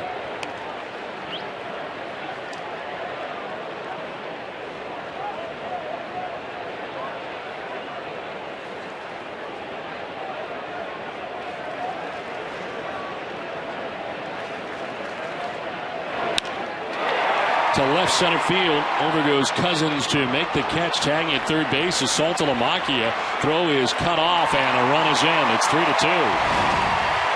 1-run game now. Sac fly for Mike Aviles. Aviles now with 41 RBIs on the season as he gets a pitch that he can get in the air, get it deep enough to center field to get that run home from third base. So by the Red Sox staying out of the double play, it picks up another run in this inning for him. Well, the hit batter is huge for Zambrano as Ross ruled a hit batsman, and then he does drill Saltalamacchia, but both of them score. And it is now 3-2. Red Sox trailing by a run. They've got 2 runs on the benefit of 2 hits. And with 2 outs, Kalish at first base. Throw over, and Kalish back to the bag.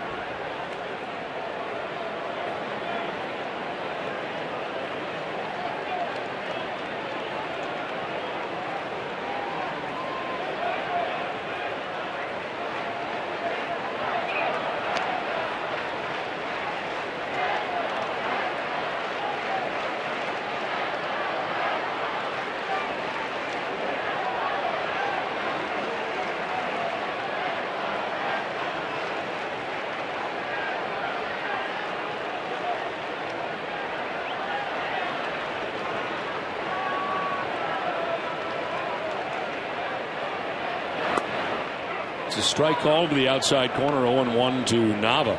It's walked and grounded out to second base.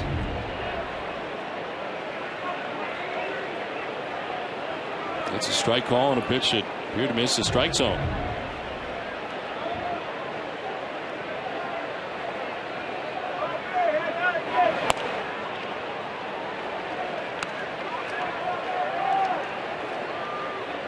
Zambrano with losses, back-to-back losses, both against Tampa Bay. Last win for Zambrano came against the Philadelphia Phillies back on June 3rd.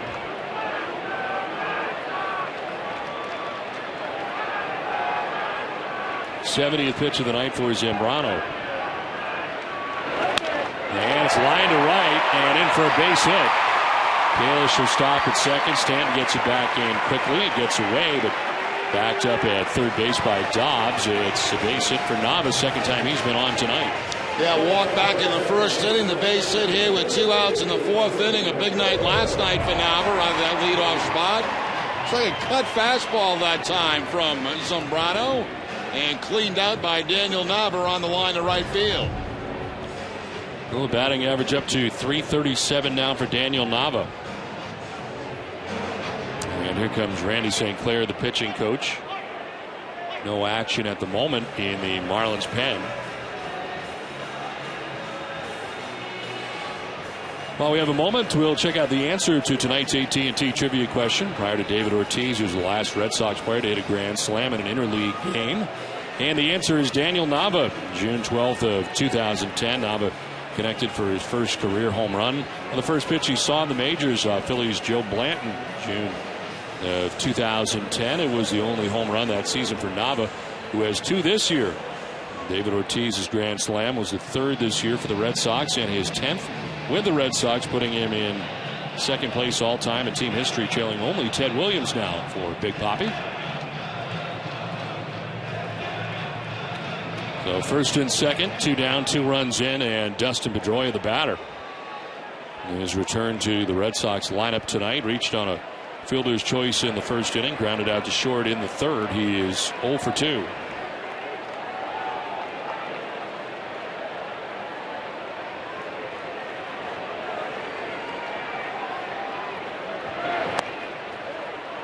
Ball 1.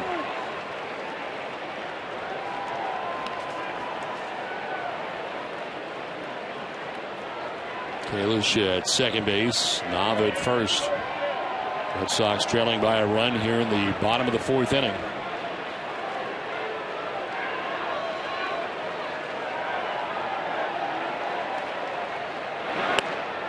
That's a strike, 1-1.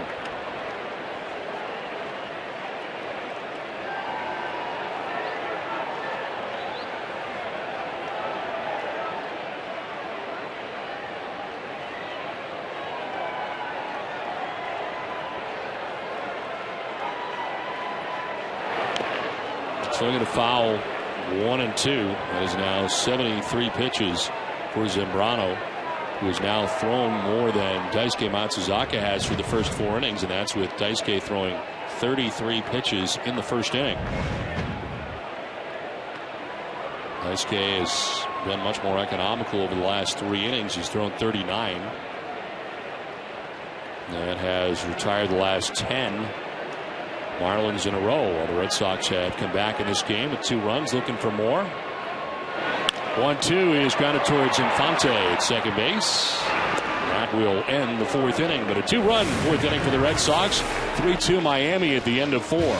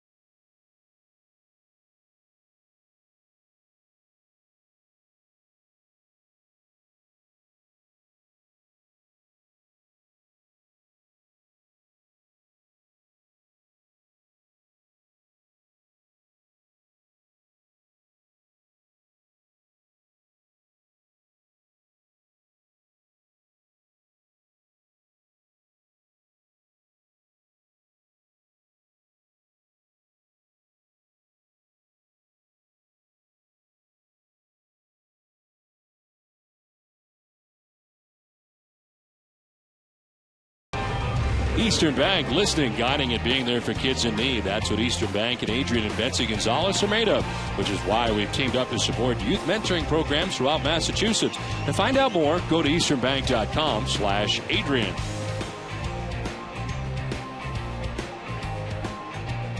(3-2) now as the Red Sox get 2 runs back in the bottom of the 4th inning. As mentioned, Daisuke has retired 10 Marlins in a row. So it's given up 3 runs in the first inning.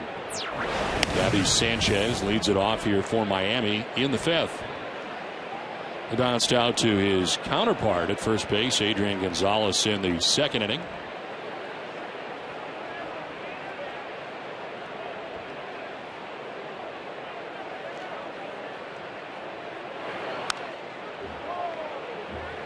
Ball and a strike now to Sanchez. This pitch will be the 75th for Matsuzaka, dealing with his first batter of the 5th inning.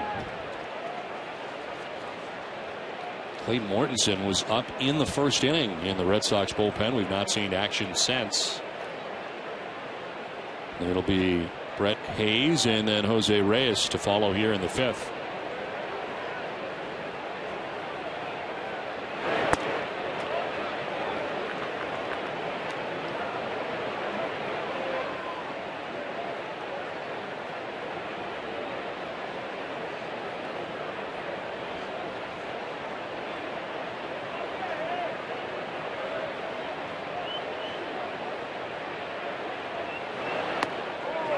In there for strike 2, 2-2.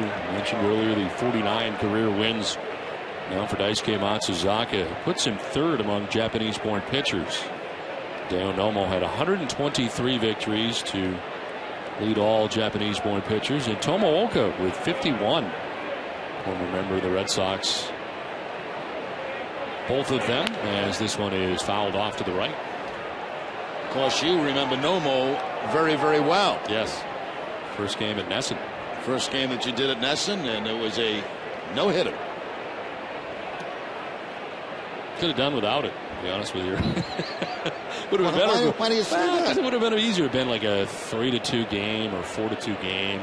No hitter your first game. Might as well break in with a good one, right? 2-2. He is in the air to right. Ross is there to make the catch, and he puts it away for the first out of the 5th. More outs for Daisuke. 11 in a row retired. Well, the Boston Globe wrote the book on Fenway. Get the new book from the Boston Globe and Running Press Fenway Park and relive 100 years of baseball history. It's available wherever books are sold.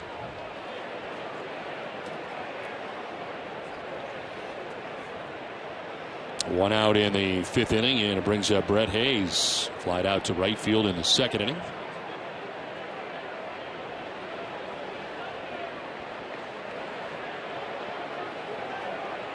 Both teams with 3 hits in the game. Bunt bid, and it's fouled back onto the screen. Strike 1 to Hayes. Little bit of a surprise there as he had Middlebrooks back a couple of steps behind that third base bag, trying to drop one down the third baseline.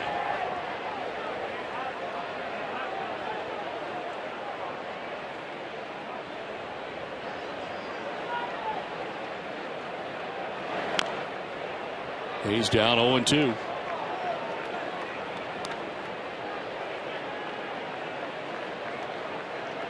Does not feel as hot as it was here last night. I don't think it is. I think there's more of a breeze, and I think there's less humidity tonight than there was last night. Now, part of that could be that we are not in shirts and ties either. We're in much but more. It just doesn't feel as clammy as it did last night. 0-2 is lying foul into the seats down the third base line.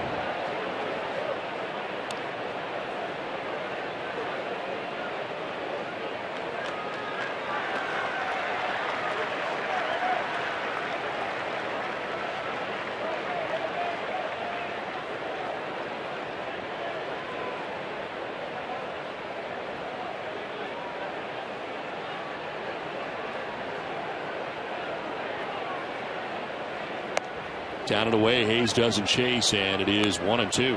One thing I realized today that I did not know before is that when you have a short sleeve shirt on, I didn't know you had a tattoo. I didn't know that. Oh, I'm all tatted up, Jerry. It's all over me. 1-2. Swing and a miss, and Hayes strikes out.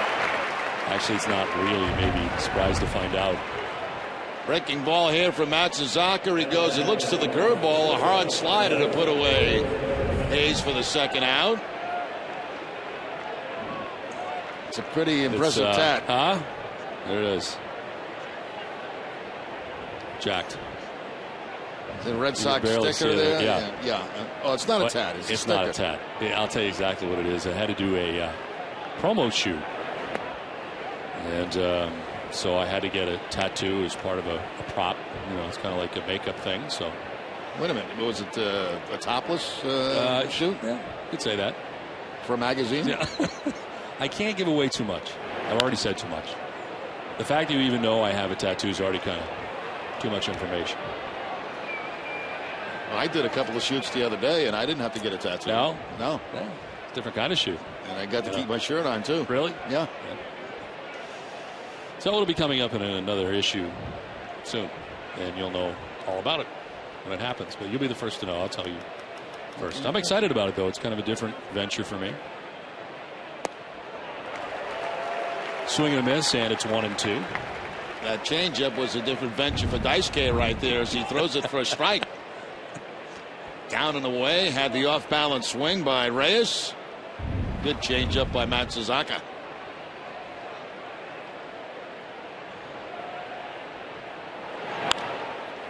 This one fouled down the left field line, out of play.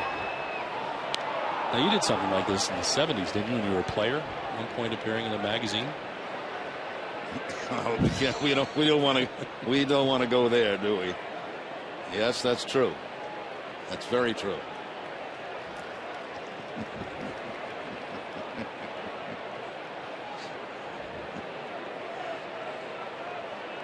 One-two pitch coming to Reyes. Little pop-up foul ground, but this will land harmlessly into the seats. It was actually a swimsuit. Oh, It was a swimsuit edition of Major League Baseball players. They picked about just the hottest guys. Well, I wouldn't say that, but they picked about 12 guys, I guess. Really? About that, yeah. Jim Palmer, you. I don't think Palmer was in there. Eck was in there. Down the left field line, out of play. Eck was in there too? Eck was in there, yeah. Big money? No, not at that time. He could have made big money if he wanted to, but we all elected not to.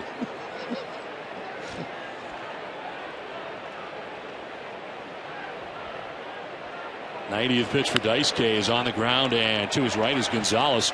He will flip, and there to make the catch is Daisuke. He's really settled in nicely. 13 in a row, retired by Matsuzaka. It's 3-2 Marlins.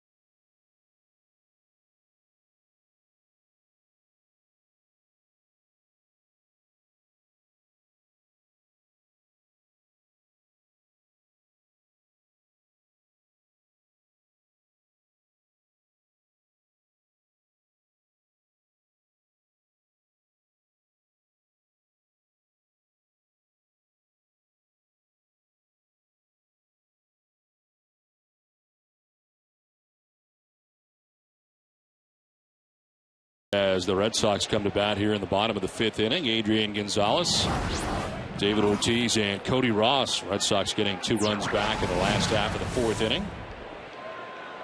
Adrian singled in the 1st inning, grounded out to short in the 3rd, 1 for 2 night.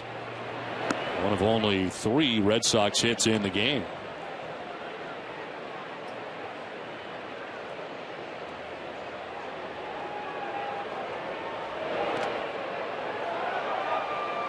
Red Sox picking up the final out of the top of the 5th inning on Gonzalez. Flipping the ball to Daisuke Matsuzaka, leading him very nicely to first base to get an easy out and get the Red Sox to the plate again.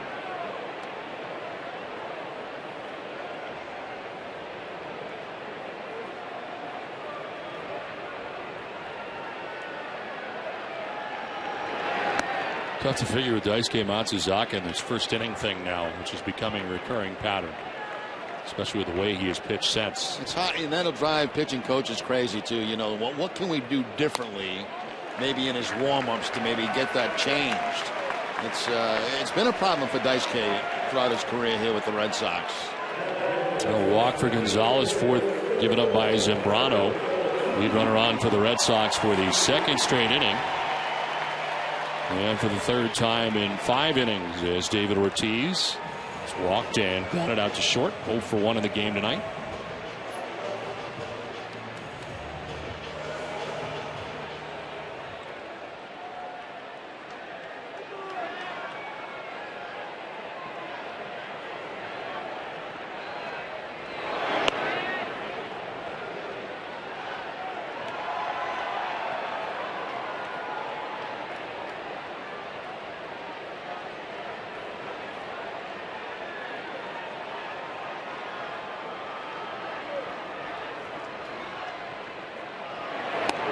That's outside, 2-0. Well, David Ortiz last night with the grand slam ties Joe Carter, 396 home runs, 52nd all time. Dale Murphy at 398 is up next. As the pitch coach Randy St. Clair back out there again.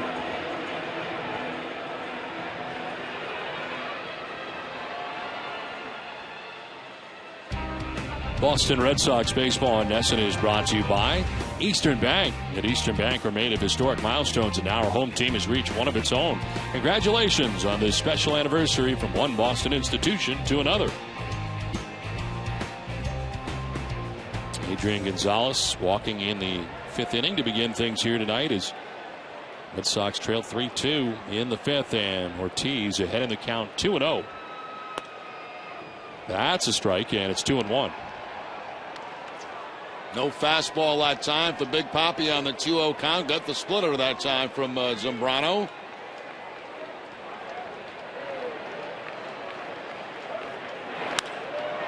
In the air to left field. It brings Logan Morrison in. He'll make the catch for the first out as we check back in with Jenny. Don, as you know, Andrew Bailey has been sidelined since the beginning of the season after injuring a ligament in his right thumb. And having undergone surgery the day before the season started, he is itching to get back into a game. You know, a couple months off, it's kind of the same as an off season. So, you know, I've been throwing for the past couple weeks, and you know, like I said, it was just the first bullpen to get into, you know, the routine of throwing off a mound again, and everything went well. So, you know, I'm sure it'll take, you know, some time, you know, a bunch of innings to get ready. So, you know, I don't know if it'll take as many as spring training would, but, you know, I'm feeling good, and that's the most important thing. Don, when he returns, the Red Sox will have 2 capable closers. With Bailey out of the lineup, Alfredo Aceves has converted 17 of 18 save opportunities since April 21st. All right, Jane, thank you very much. Remember back in spring training and talking to Andrew Bailey, he felt like he needed 6 or 7 appearances and innings during spring training to get ready. So I imagine that is the case here once again, and kind of like spring training all over again for him. And interesting to see what the Red Sox do in that situation. You and I disagreed last time we talked about this subject, and no reason to bring it up again, only because it's going to be a while before we see him. But I really felt like Bailey will be the closer when he comes back. You think immediately they're going to just put him right into the closer's role? I think that's why they went out and got him. I think that's what he does. Oh, I agree. He is. I mean, I agree. I also think, furthermore, that Aceves can be put in any role and be successful. So you can put him in the 8th inning and shorten the game. Where I'm not sure Bailey could do that. I mean, he hasn't done it in the past. I agree with you, Don, except that I do think, and probably going to be wrong, but I do think that when he does get to the big league level, that he will be used as a setup man, first of all, to get his feet wet a little bit. And then if things progress, back to that closer's role. If Cespedes continues to close games like he is right now. Into left field, Cody Ross has got himself a base hit. 2 on with 1 out here in the 5th inning. Second time he's been on. Last time the phantom hit by pitch. This time the base hit by Cody Ross. So the Red Sox have had some chances over the last couple of innings. They scored 2 last inning, trying to score more here. It's amazing we talk about guys coming back, and so many things happen between. It's amazing from day to day. That's why projecting is so hard, because generally there'll be an injury or something will change between now and then. I mean, things change every day. And the need that you don't have today, you may have tomorrow. There's a ground ball right side, and Fonte going to try to turn it quickly on to first, and they don't do it. Saltalamacchia getting down the line quickly.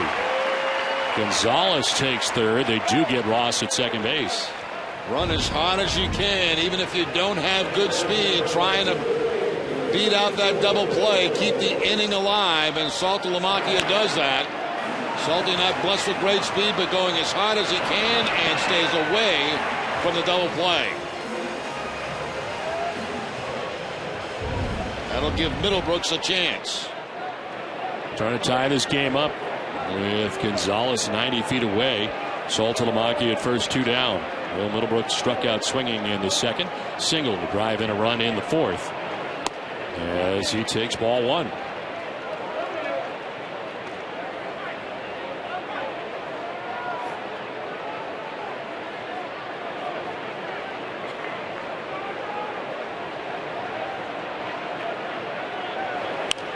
Fouled off to the right. Almost caught by Jim Cott just below him. As the count evens at 1-1. Well, he didn't. I know he didn't drop it. Nope. He would have had it. Jim Cott with about 1,000 Gold Gloves. I think he won a Gold Glove every single year that he pitched.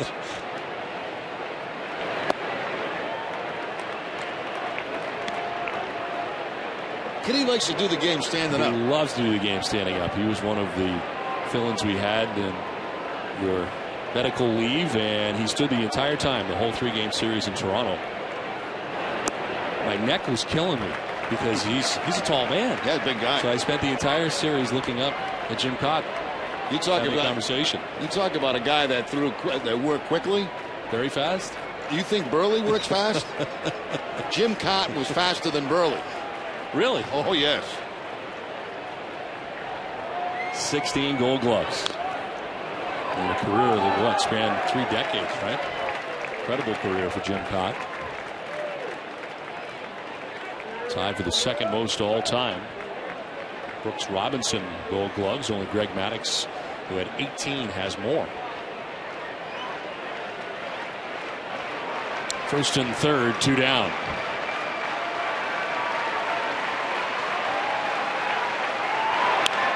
Little bloop to right that will fall. From third base comes Gonzalez. Red Sox tie the game 3-3.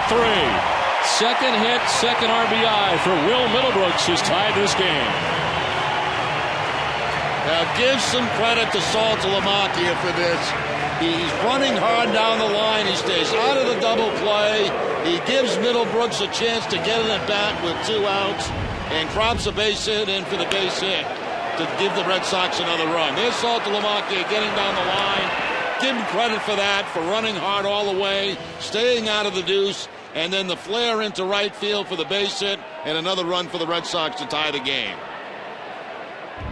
The small things add up to big things. So 2 down, 1st and 3rd. Now the go-ahead run 90 feet away in Saltalamacchia. He's able to get to third base. Middlebrooks at first. And Ryan Kalish down on the count 0-1. He walked in the 2nd inning, reached on a fielder's choice in the 4th inning. And chops it foul just outside the line. Alex Ochoa, the first base coach, had a good look, and he didn't think so as he looks into the Red Sox dugout. Right down the line.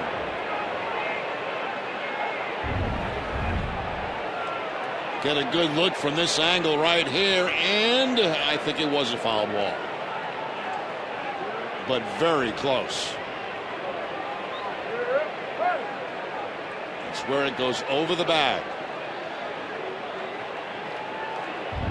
First base umpire Vic Carapazza making the call. 0-2 sails outside. Pitching line for Zambrano, who nears the century mark in pitches thrown tonight. 4 2/3, 3 runs. 2 of them coming last inning, 1 this inning. Here's a 1-2 in the dirt, and Hayes able to block it. Saves a run. 2-2. Going with the off-speed pitch again. The catcher expecting that ball to be down in the dirt and is able to block it. No advance by the base runners.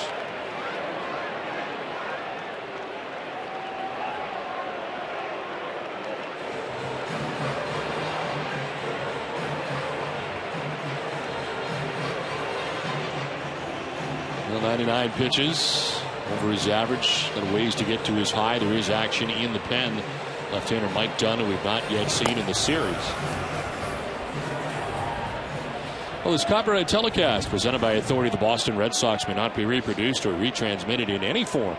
The accounts and descriptions of this game may not be disseminated without express written consent of the Boston Red Sox. 2 balls, 2 strikes to Ryan Kalish. Runners at first and third. Kalish stays alive after the breaking ball as he slices it back to the screen.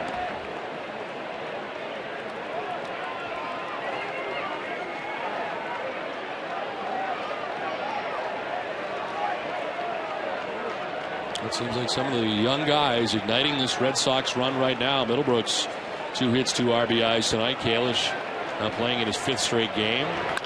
And this is chopped to first. Sanchez will tag the bag at first and wrap up the 5th inning. But the Red Sox have taken care of a 3-run deficit. We're tied at 3.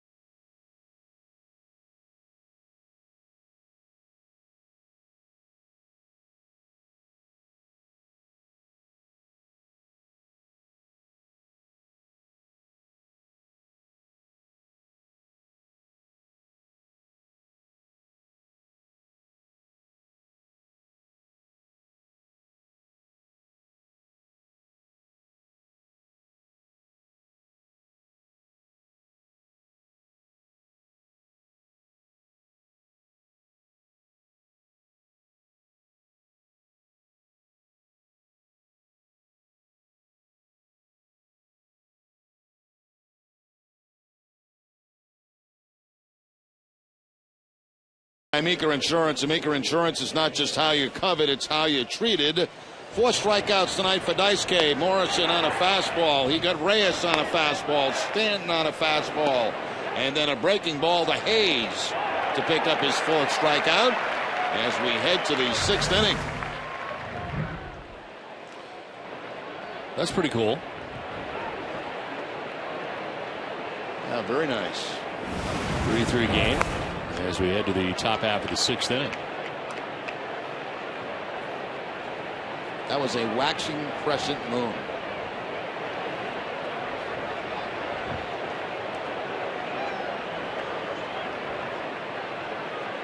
Hanley Ramirez is grounded to short, grounded out to second base, 0 for 2.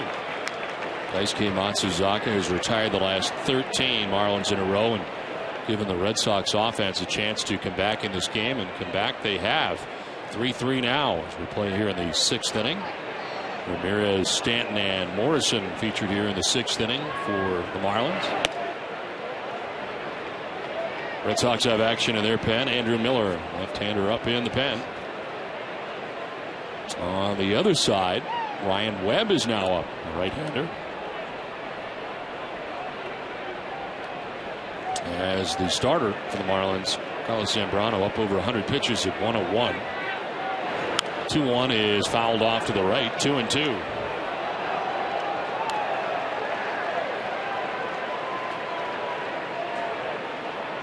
.94 pitches for Daisuke, who threw 93 pitches in his last outing in Chicago, and 80 in his first start.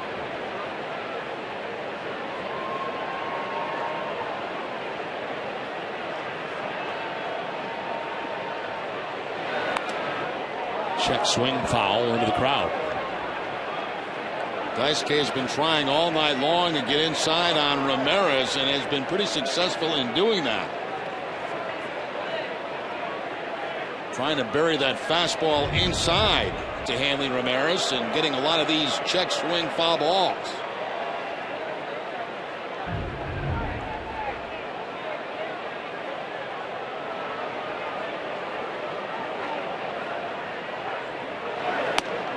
Goes away this time and misses off the outside edge. Full count. Next half inning, we get you caught up on more interleague action. The Tampa Bay Rays in action tonight against the Nationals. We'll get you an update.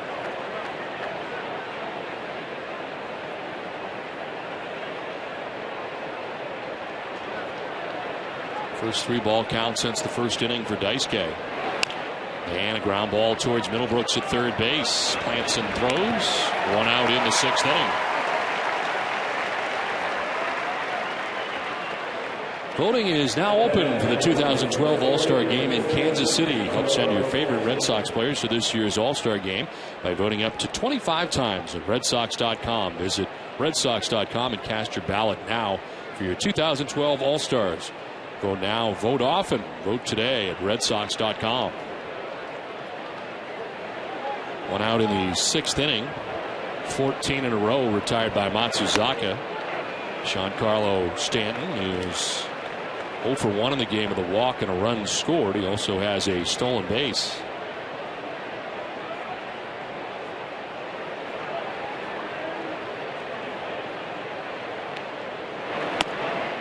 The Marlins have not had a base runner since the first inning. They scored 3 times. Daisuke had to throw 33 first inning pitches. He had 3 hits, 3 runs, and 3 stolen bases in the first inning. Pitch 100 is grounded foul. There he is again, trying to bury that right-hander inside, and gets another foul ball. Fastball turning back over, turning inside to Stanton.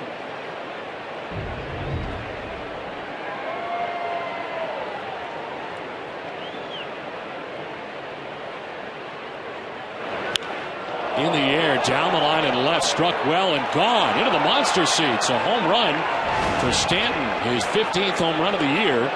And Daisuke has relinquished the lead. It's 4-3 now. Miami on top with 1 swing of the bat. Breaks up a string of 14 in a row retired by Matsuzaka.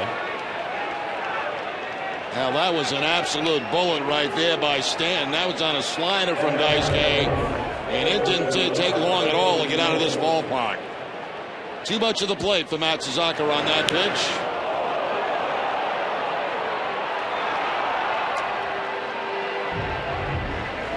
So Miami takes the 4-3 lead. And out to get the baseball. It appears as Bobby Valentine has not yet made the move. Now he has. 4-3. The Marlins on top. Pitching change from Fenway.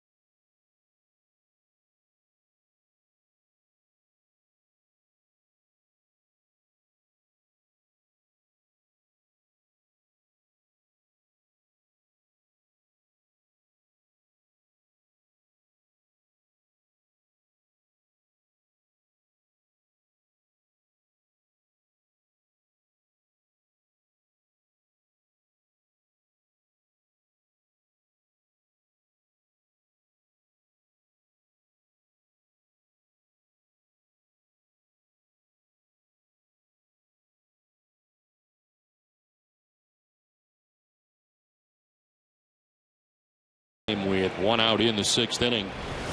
Miller's 18th appearance of the year, 1-0 with a 1.88 earned run average, 16 strikeouts and 14 1/3, and opponents hitting at 130 against Miller.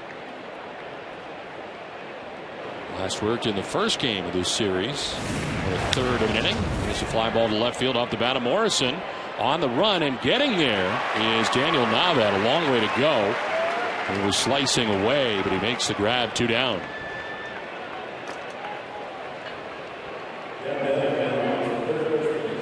Pitching line brought to you by Ace Ticket for Daisuke Matsuzaka. Goes 101 pitches, 5 1/3 innings, 4 hits, 4 runs. Walked a batter, struck out 4. Gave up 3 runs in the first, then retired the next 14 batters in a row before the home run by Giancarlo Stanton, and has given the Miami Marlins a 4-3 advantage with 2 outs here in the 6th inning.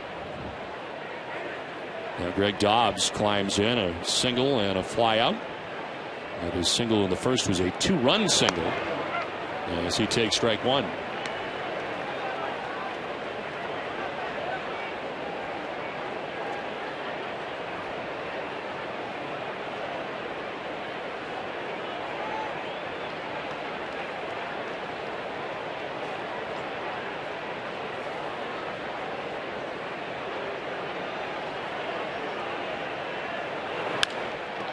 Into left field, a base hit for Dobbs. He goes the other way and is aboard for the 2nd time tonight. 2nd base hit he's had.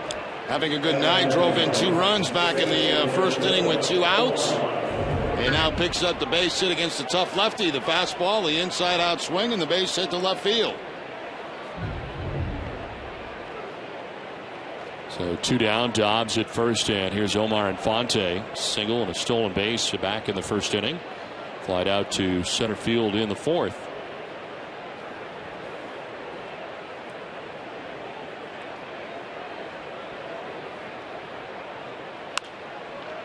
In the air down the right field line and foul.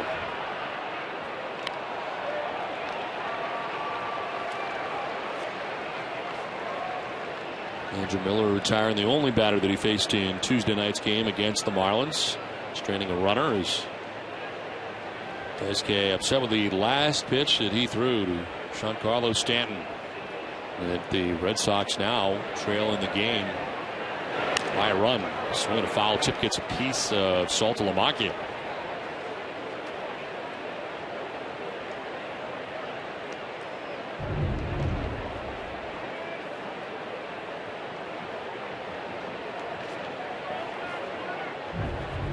For over 100 years, Gulf Oil and the Boston Red Sox have been proud to be part of American history. Moving forward, Gulf is thrilled to serve as the official electricity supplier to Fenway Park as it celebrates its 100th birthday. One legend to another. Congratulations.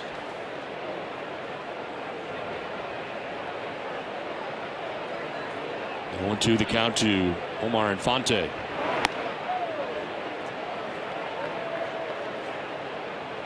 More action in the Red Sox pen. Scott Atchison.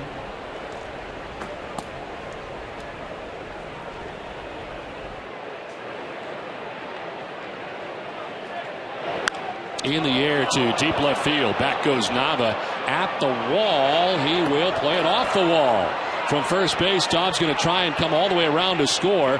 There is no throw, and the Marlins grab another run. They lead it 5-3. Omar Infante scrapes the wall and drives in a run to put Miami on top by 2.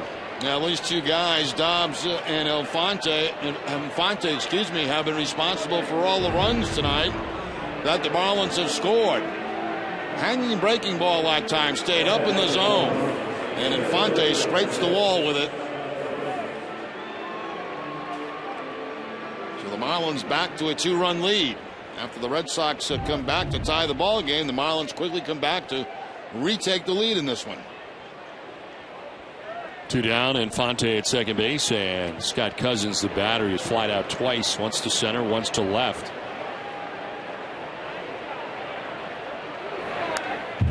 Takes a hack and fouls it back. Pitch at 97 miles an hour from Andrew Miller.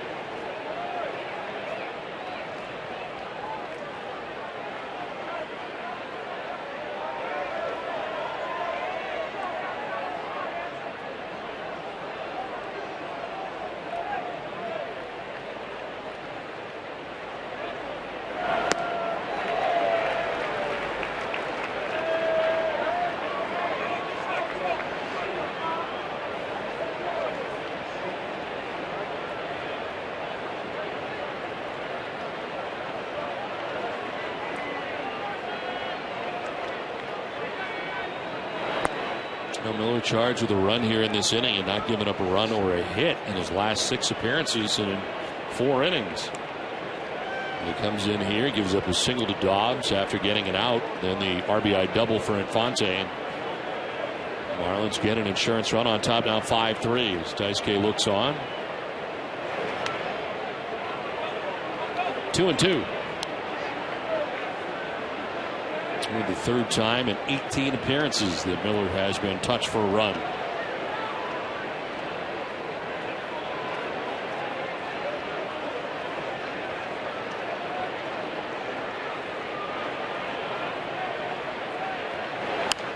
Slap foul, still 2-2.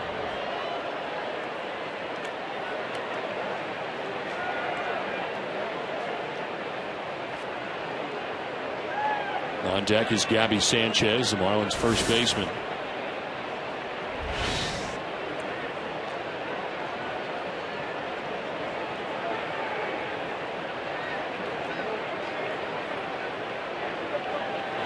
Swing and a miss. Miller strikes out Cousins, but the damage done. Miami grabs a pair in the top of the 6th. Rays and Nationals will get you updated when we come back.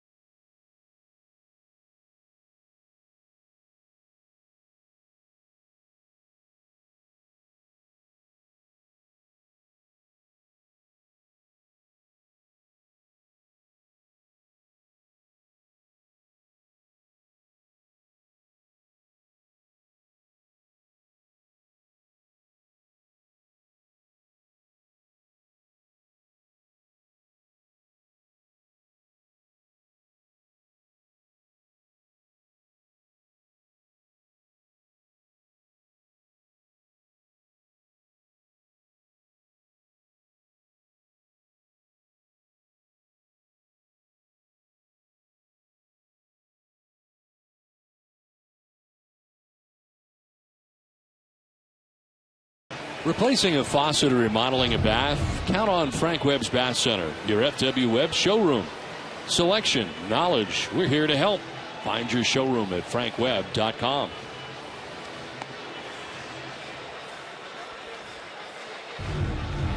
Well, from one Webb to another, Ryan Webb is into the game here now for the Marlins. Second arm used tonight for Ozzie Guillen after 5 innings from Carlos Zambrano, who is the pitcher of record for Miami. He departs with a chance to grab a win. Needs some help from the pen. Webb's 31st appearance. .250 opponent batting average against him. And they've been warming up last inning. Into the game he comes here to face 9-1-2 for the Red Sox in the home half of the 6th inning. Does have action behind him. The lefty, Randy Choate.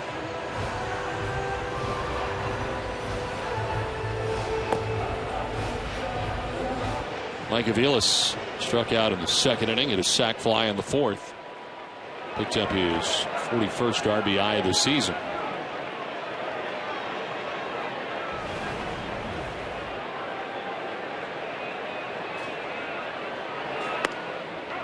There's strike 1 to Aviles.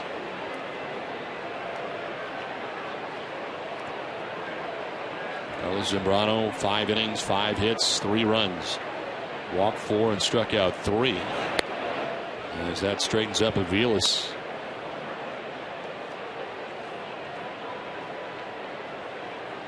Zambrano came into tonight's game with a record of 4-5. And had lost his last 2 games. Chopped to short, Jose Reyes. 1 out in the 6th inning. Here's the update we promised with Tom Caron. TC.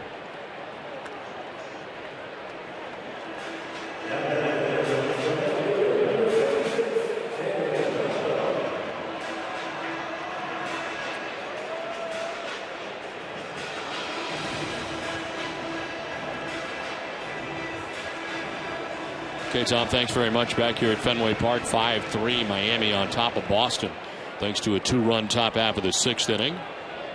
Here is Nava, who's been aboard twice tonight. A walk in the 1st, a single in the 4th inning. And got the catcher, I think, on a practice swing.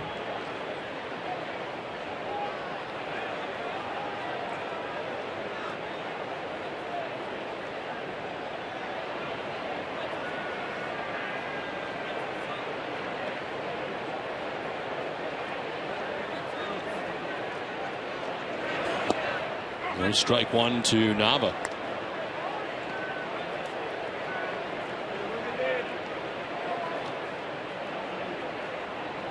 Well, next half inning we will take a look at the upcoming series against the Atlanta Braves. Used to be the Red Sox natural rival. Now we don't see the Braves all that often. Atlanta with the day off today. Imagine they're here. Probably already in Boston, enjoying the night off. Yeah, they had a day game yesterday against New York.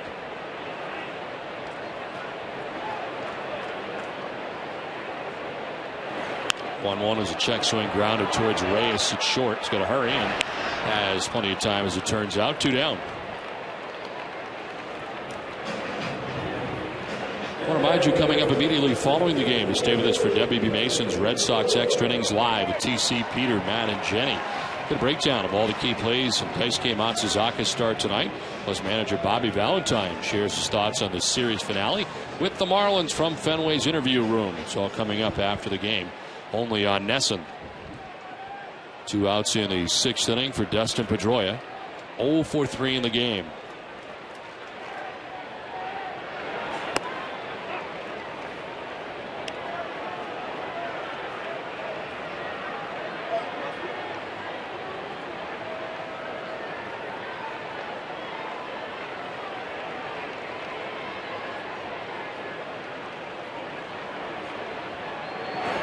This thumb situation for Dustin Pedroia is a guy who has cleaned out inside pitches during the course of his career, but is it something that he stays away from, trying not to get jammed at this point and re-injure that thumb? No, I don't think so, Don. I think, it's a natural swing, and I think it's almost virtually impossible for him to try to stay away from hitting those inside pitches.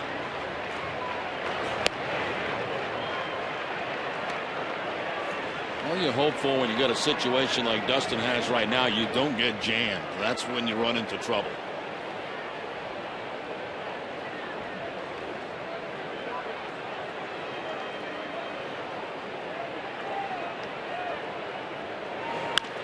On the ground right side towards Infante, and Ryan Webb has an easy 1-2-3. 3 ground ball out inning. We played 6 at 5-3 Marlins.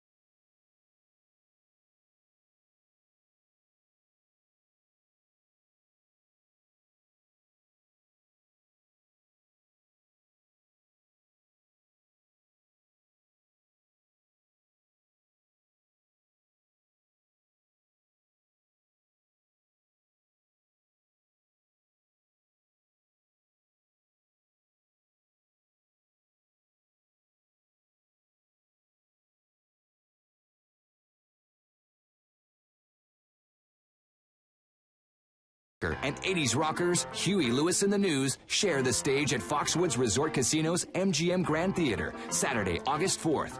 For tickets, visit foxwoods.com or call 1-800-200-2882. Foxwoods is the official resort casino of the Boston Red Sox.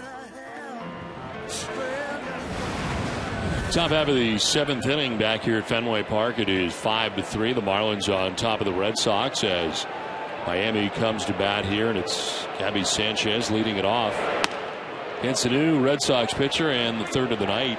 Right-hander Scott Atchison into the game as he appears in his 29th game of the year, 1-0 with a 1.24 earned run average. 29 strikeouts to 7 walks, and opponents hitting at 200 against him. Rifled foul off to the right, and it's 2-1. Takes over for Andrew Miller. He went 2/3 of an inning, giving up 2 hits and a run. Didn't walk anybody, struck out a batter. Daisuke Matsuzaka currently on the hook as he gave up 4 runs in 5 1/3. 2-2.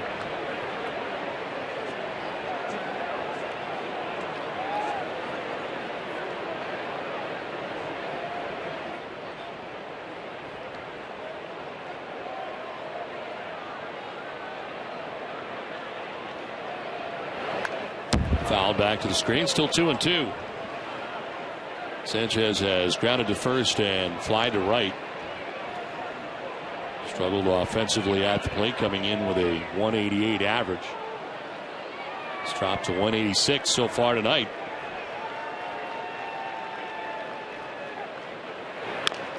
Chopped up the middle, ranging is Aviles. Throws out Sanchez for the first out of the 7th inning.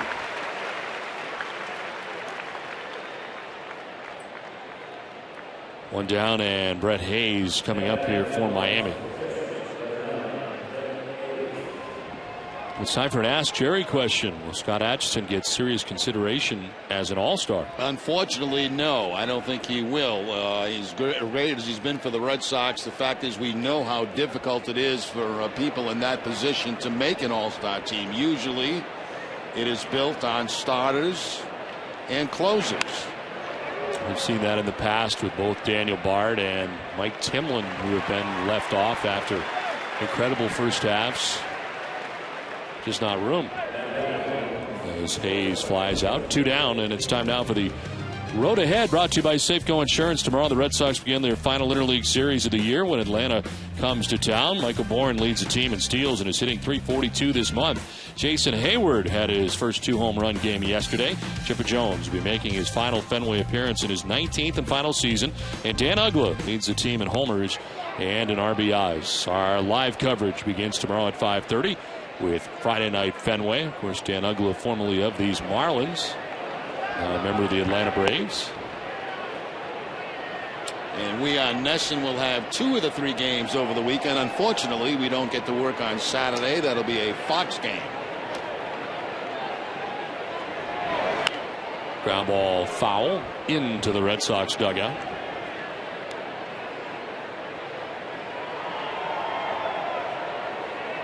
Is that Fox game a night game on Yes. Saturday? It is. 7 o'clock start? It is.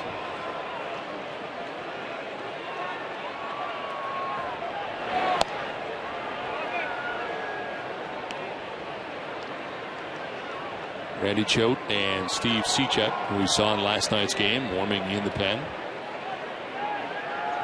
2-2 pitch. Reyes reaches out, chops it to Middlebrooks at third. A half hop and a throw is going to be in time. Just got him. Reyes thought he beat it out. Atchison has a 1-2-3 inning. It's 5-3 Marlins. Let's check in with your Need to Know with Nesson Daily, presented by Sun Life Financial. Here's Jamison Coyle.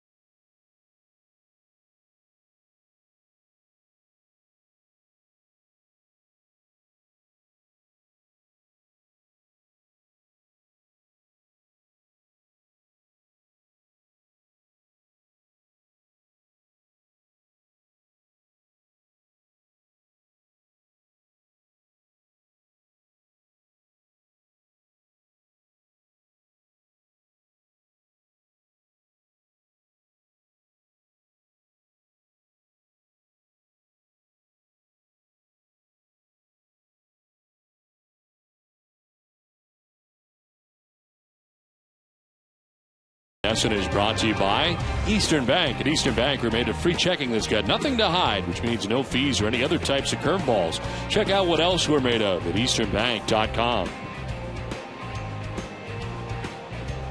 Well, nice night in Boston. It is cooled off here a little bit after what has been a very hot couple of days here. Red Sox cooled off at the moment here, trailing 5-3 as we head to the bottom of the 7th inning. New pitcher on now for the Marlins here, third of the night. Randy Choate, the left-hander, makes his 35th appearance, leads the team in appearances, tied for third in the National League in that category. And a record of 2.18 earned run average. Opponent sitting at 164 against Choate. Faces the lefty Adrian Gonzalez. Adrian has been on twice tonight. Single in the first to walk in the 5th inning.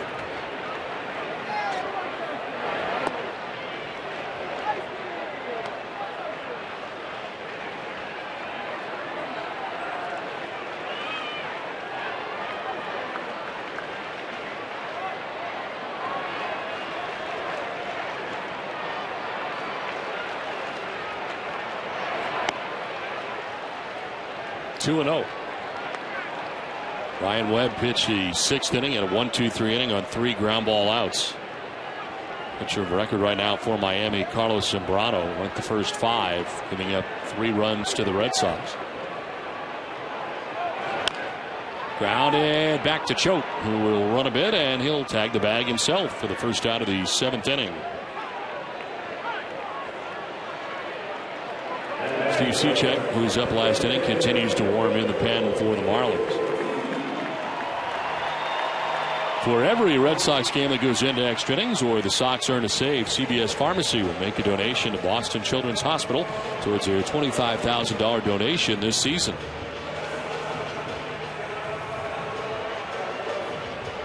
One out in the 7th inning. Visit from the 3rd baseman, Greg Dobbs.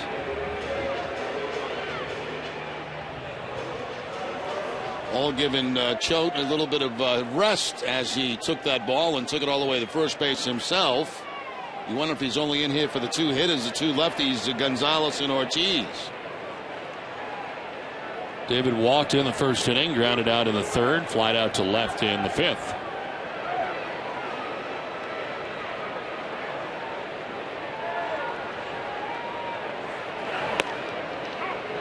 There for a strike. Well, a tough night last night after a couple of good outings for Daniel Bard.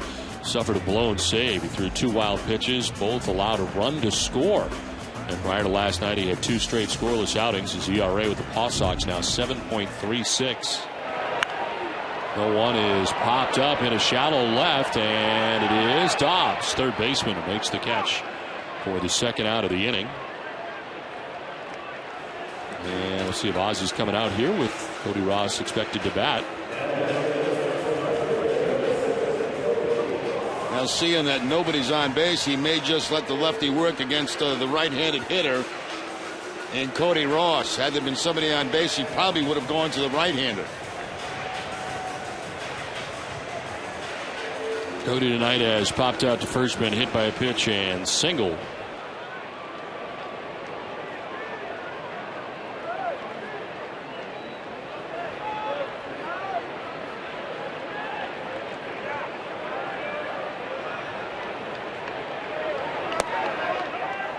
Inside corner for strike 1 to Ross.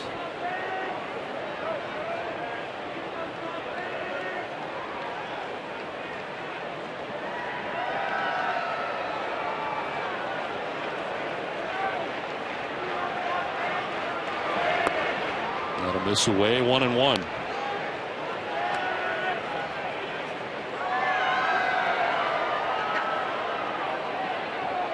Choate tied for 4th in the majors with his appearances, now 35 on the year.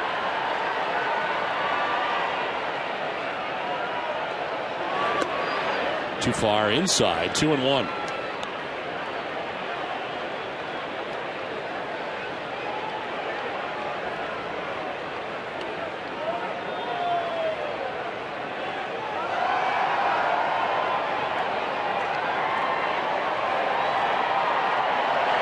Swing and a miss, and it's even at 2-2.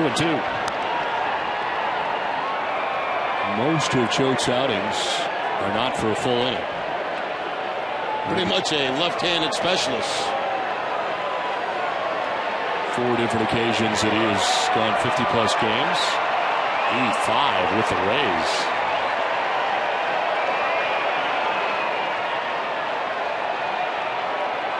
2-2 to the right-hander. And a ground ball to short. Reyes plays the hop.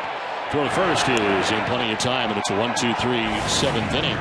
We're through 7 from Fenway. It's 5-3 Miami.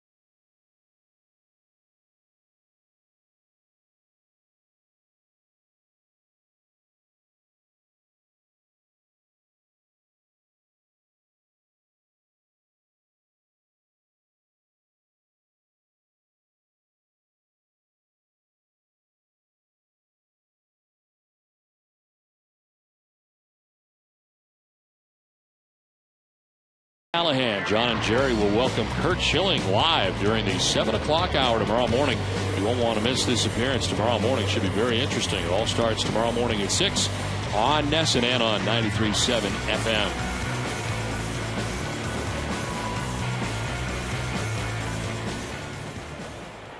Scott Atchison back on the mound as we head here into the 8th inning. Hanley Ramirez leads it off for the Marlins and sprays one foul down the right field line, out of play. 0 for 3. Here's Ramirez tonight. He has grounded out 3 times. Oh, that was against Daisuke Matsuzaka.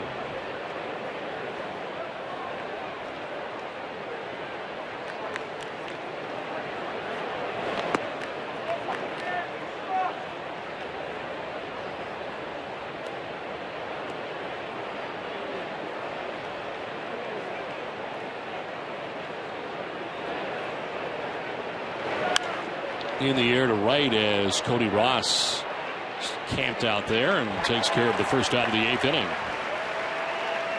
Well, tomorrow night, immediately following Red Sox first pitch, join us for Red Sox Game Day Live, presented by Uno's. The TC, Peter, Matt Stairs, and Jenny at 6:30. They'll preview John Lester's start in the series opener with the Braves as the Red Sox wrap up interleague play this weekend. Lester is 7-1 with a 2.55 earned run average and 11 career starts against the NL East. Live coverage begins at 5:30 only on Nesson. Strike one poured into Giancarlo Stanton, whose solo home run in the 6th inning broke a 3-3 tie. Marlins would add another run in the 6th and have 5-3 lead. It's back up the middle and into center field. Second hit of the night, 3rd time Stanton has been aboard. Let's check in with Jenny Dell. Don, the MLB news and notes are brought to you by Nissan. The Majors ERA leader Brandon Beachy had Tommy John surgery earlier today. The 25-year-old was scheduled to start tomorrow against the Red Sox. And the Rockies' Troy Tulowitzki is expected to miss 8 weeks following groin surgery. The 2-time All-Star last appeared in a game for the Rockies on May 30th. And the Angels' Jerome Williams was placed on the disabled list to make room for Jared Weaver. Williams had been hospitalized earlier this week with breathing problems. He will undergo further testing over the next few days. Don? All right, Jenny, thank you very much. Beachy with a 2.00 earned run average, and Tommy John, so a tough situation there for them. Jair Jurgens will make the start instead. He was an all-star last year, and this year struggling so mightily that he was sent to the minor leagues. 1 out, 1 on. Logan Morrison, the batter. 0 for 3 with action in the pen. Edward Mujica is now up for the Marlins. Throw to first and back is Stanton. Stanton does have a stolen base in the game tonight. He stole one back in the 1st inning after drawing a walk.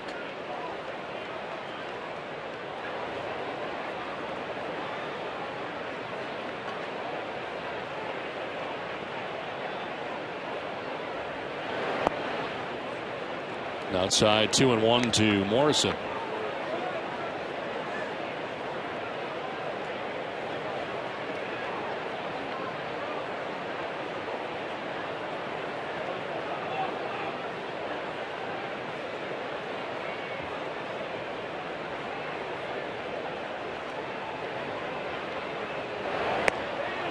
That's strike 2, 2-2.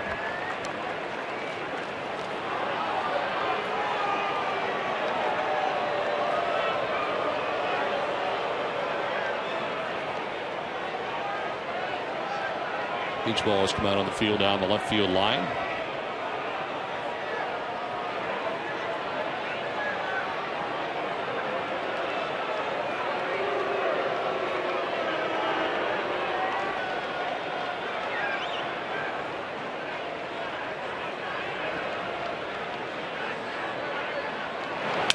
Broken back grounder towards short. Aviles will go to second for 1. On to first for 2.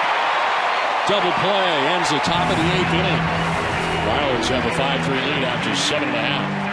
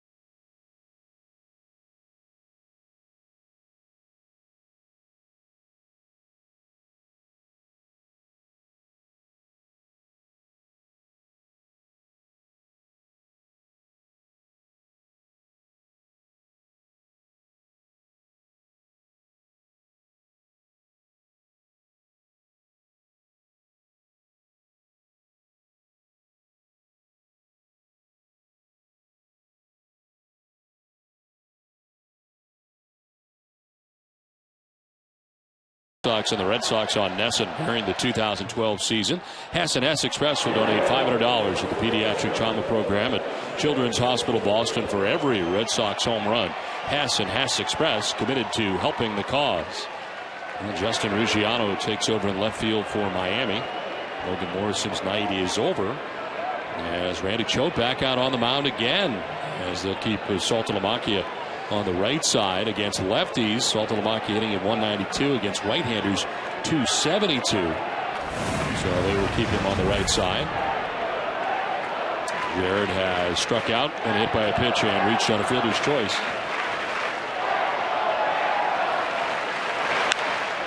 High drive to left center field. Back goes Ruggiano at the wall, and it's off the wall. The carom to Cousins, and to second base goes Saltalamacchia with a double. It does not work out for the Marlins. Well, certainly playing the percentages, playing the numbers was Ozzie Guillen, but Saltalamacchia jumps on that first pitch for the double off the wall. Now Ozzie going to the bullpen. Only his 6th hit off a left-hander, as it is 5-3 Miami. Pitching change.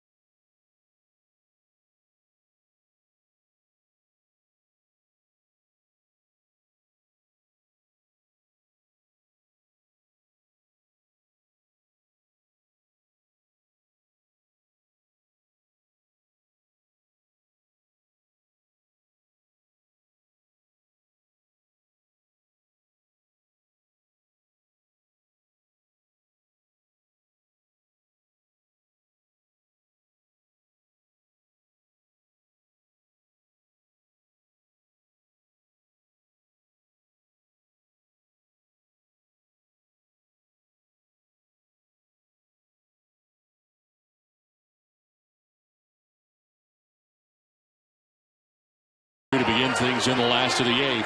Saltalamacchia with a double pitching change here now for the Marlins. Edward Mujica, he's into the game, his 31st appearance, 0-2 with a 3.73 earned run average.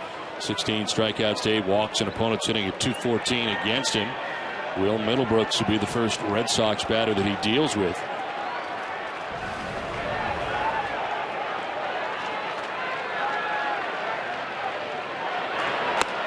And it's strike one to Middlebrooks, who has 2 hits, 2 RBIs, and a 2-for-3 night.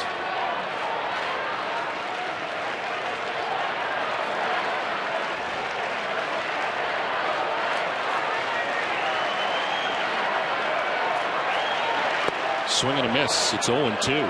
That's back-to-back splitters right there from Mujica to quickly get ahead of Middlebrooks.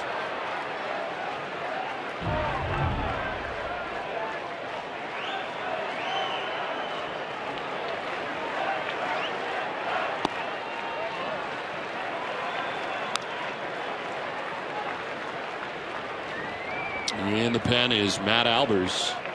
The last 2 innings have been handled by Scott Atchison, pitching the 7th and 8th and pitching well again. 12th time this year that Atchison's gone more than 1 inning. 1-2 squib foul off the end of the bat.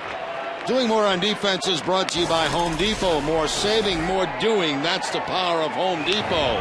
And a nice defensive play last inning on the backhanded scoop by Will Middlebrooks to get Reyes at first base by an eyelash.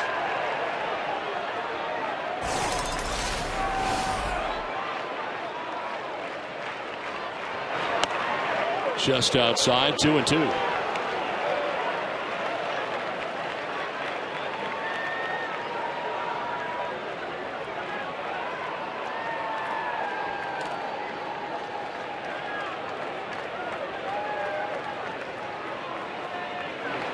Middlebrooks drives this to deep center field. Cousins going back, looking up. It is gone. Game tied, 5-5. Will Middlebrooks to dead center field has tied this game.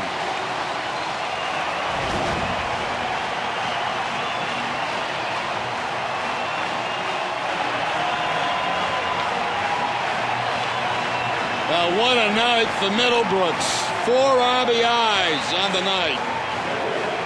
2 singles to drive in runs in the 4th and 5th, and now this home run on a fastball inside to center field. He started him off with 3 splitters in a row, throws him a fastball, and Middlebrooks is ready for it.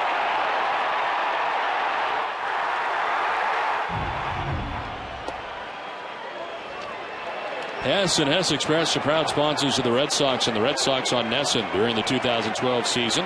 Hess and Hess Express will donate $500 to the pediatric trauma program at Children's Hospital Boston for every Red Sox home run. Hess and Hess Express committed to helping the cause. So a double followed by a home run. Big night for Will Middlebrooks. 3 hits and 4 runs driven in. To right and a base hit for Kalish. 3 straight hits for the Red Sox to open up the bottom of the 8th. Well, let's see how Bobby Valentine plays this. He's got Aviles coming to the plate. You get a tie ball game. You're in the bottom of the 8th inning and nobody out. Will he bunt him to second? Aviles does have 3 sacrifices on the season.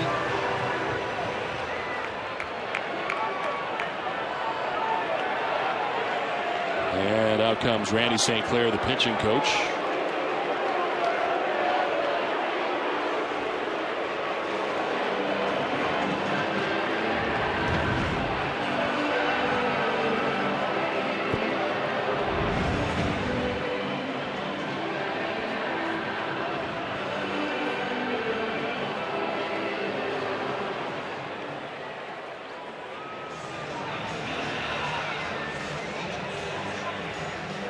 Plate umpire Mike DeMiro out to break it up here as Mike Aviles takes the opportunity to go down to talk to Jerry Royster. Make sure they're on the same page.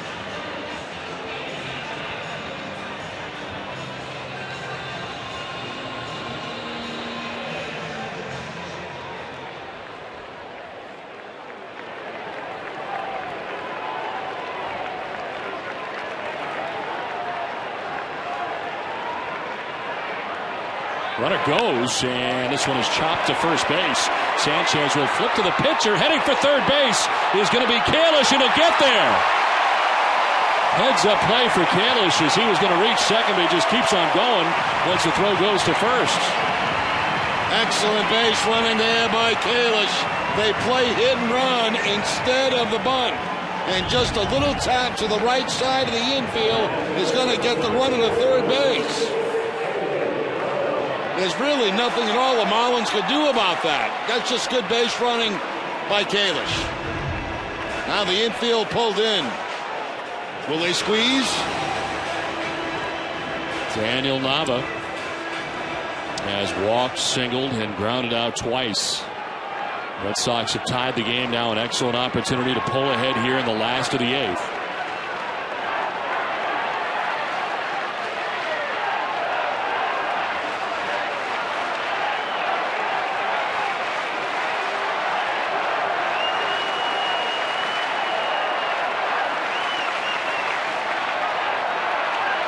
Pitch out and nothing doing. Isaac Yan thinking the same thing. That would be a possibility in this situation.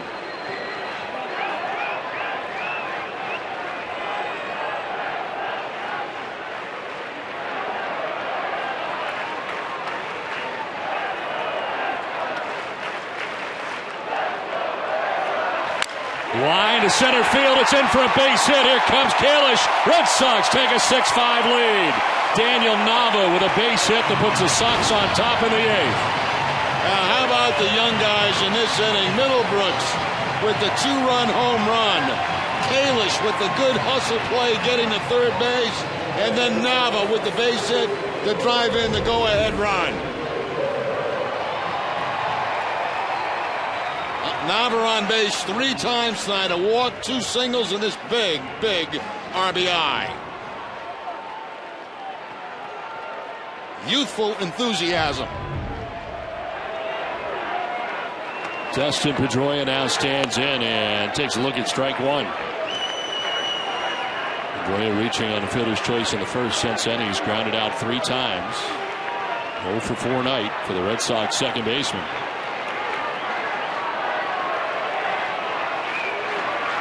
Pedroia will pop it up, foul ground. Hayes got to play, and he makes it for the second out here of the 8th.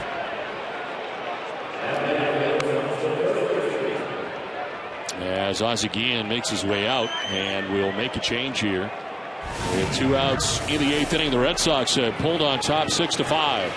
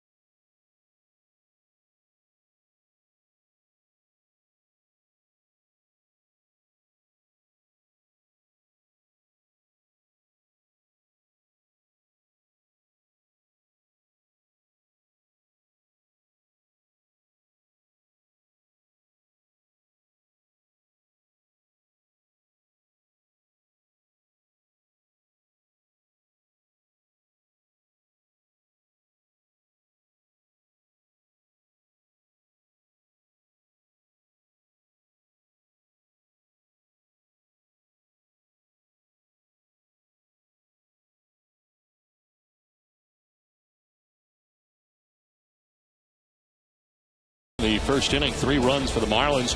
A big 2-run single in the first by Greg Doggs. He would score 2 runs. Reyes scoring and Stanton scoring. And the Red Sox come back, tie it up. Will Middlebrooks in the 5th inning with an RBI single for Middlebrooks. Part of a big night for Middlebrooks, as it turns out. And Nava with a base hit to center field to put the Red Sox on top 6-5. It's been part of a 3-run 8th inning. Into the game now for the Marlins is Mike Dunn with 2 outs in the inning. And a check on first base. Nava back to the bag.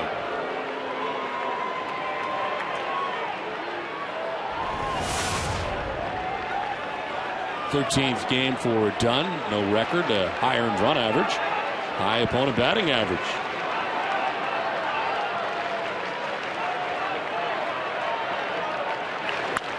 Lined a foul ball down the right field line off the bat of Adrian Gonzalez. Red Sox getting their closer ready, Alfredo Aceves, for a perfect 9th inning Tuesday night against the Marlins to get his 17th save. And right now getting ready. A 1-run advantage at the moment for the Red Sox as they have pulled ahead here in the bottom of the 8th.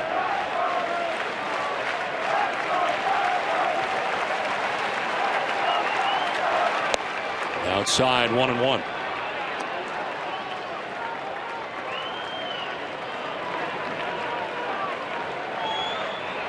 Adrian 1 for 3 tonight. Single back in the first inning.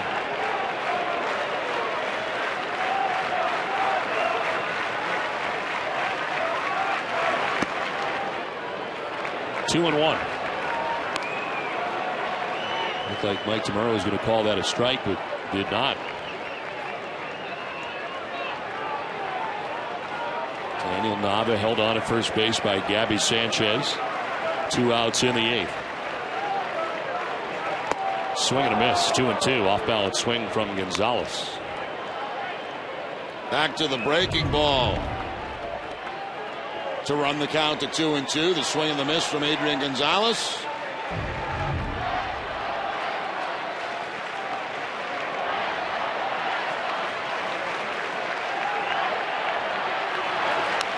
Foul back to the screen, and it's still 2-2.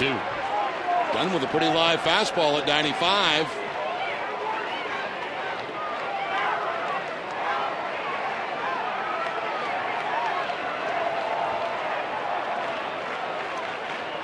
Marlins will have Dobbs and Fonte and Cousins expected to bat. It is 5, 6, and 7 in their order in the 9th. The first to 2-2. And a foul ball down the left field line out of play.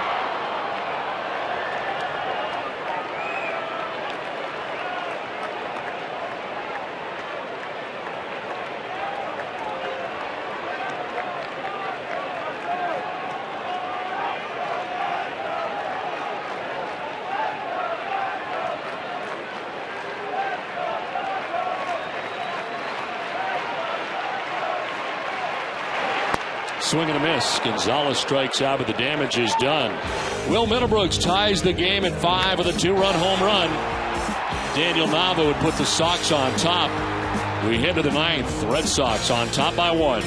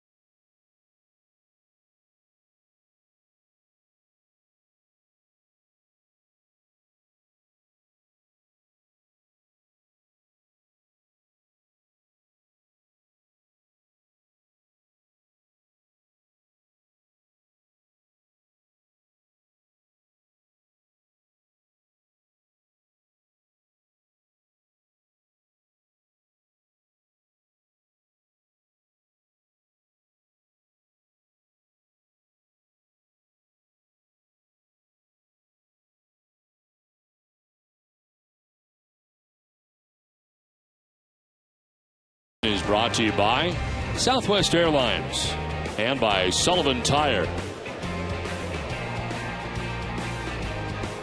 6-5. Red Sox have the lead as we head to the 9th inning from Fenway.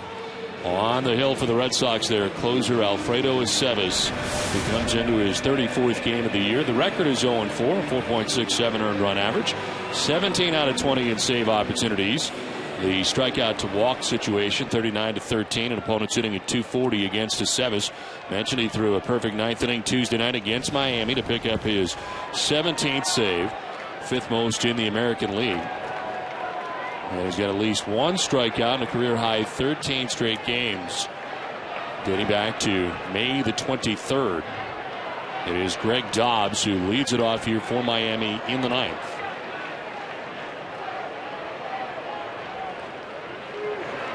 And a swing and a miss for strike one for Dobbs. 2 for 3 night. And a 2-run single back in the first. Singled in the 6th inning for the Marlins third baseman.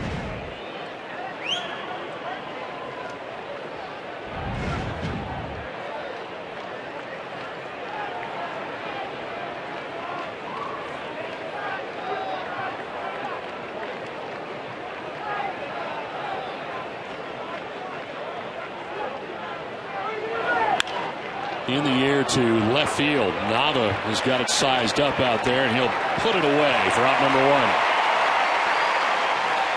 1. 1 out on 2 pitchers for Alfredo Aceves. That takes us to Omar Infante. He's got a couple of hits tonight, a single and a double, couple runs driven in. Good job again tonight, Jerry, by Scott Atchison. 2 innings of shutout pitching for Atchison. Well, it's just become a normal occurrence for Atchison. He's been doing it all year long for the Red Sox. Tough innings, too.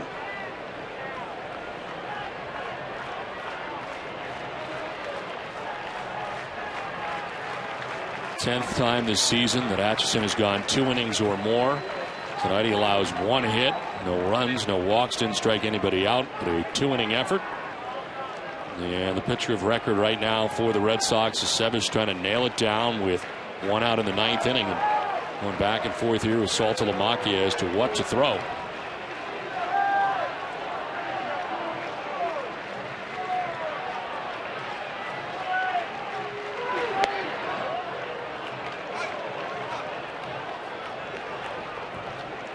Don't forget, coming up immediately after the game, stay with us for WB Mason, Red Sox Extra Innings Live.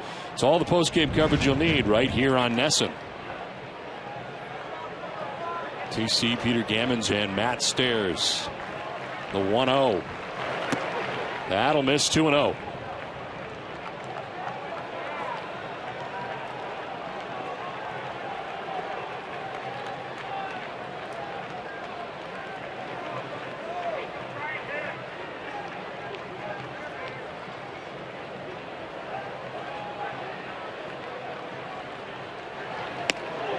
Breaking ball in there for strike 1. That buckled him 2-1, and Infante didn't think it was a strike. He was completely fooled. He expecting a fastball on a 2-0 count. He didn't get it. Got a breaking ball right at him, and it comes in and picks up the inside corner.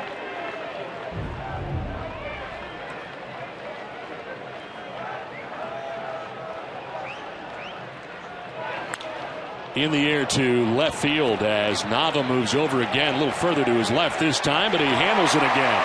2 down in the 9th inning.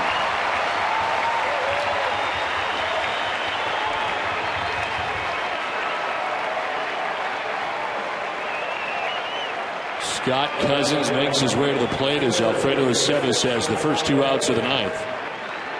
Cousins in the game 0 for 3. He's flied to center, flied to left, and struck out swinging.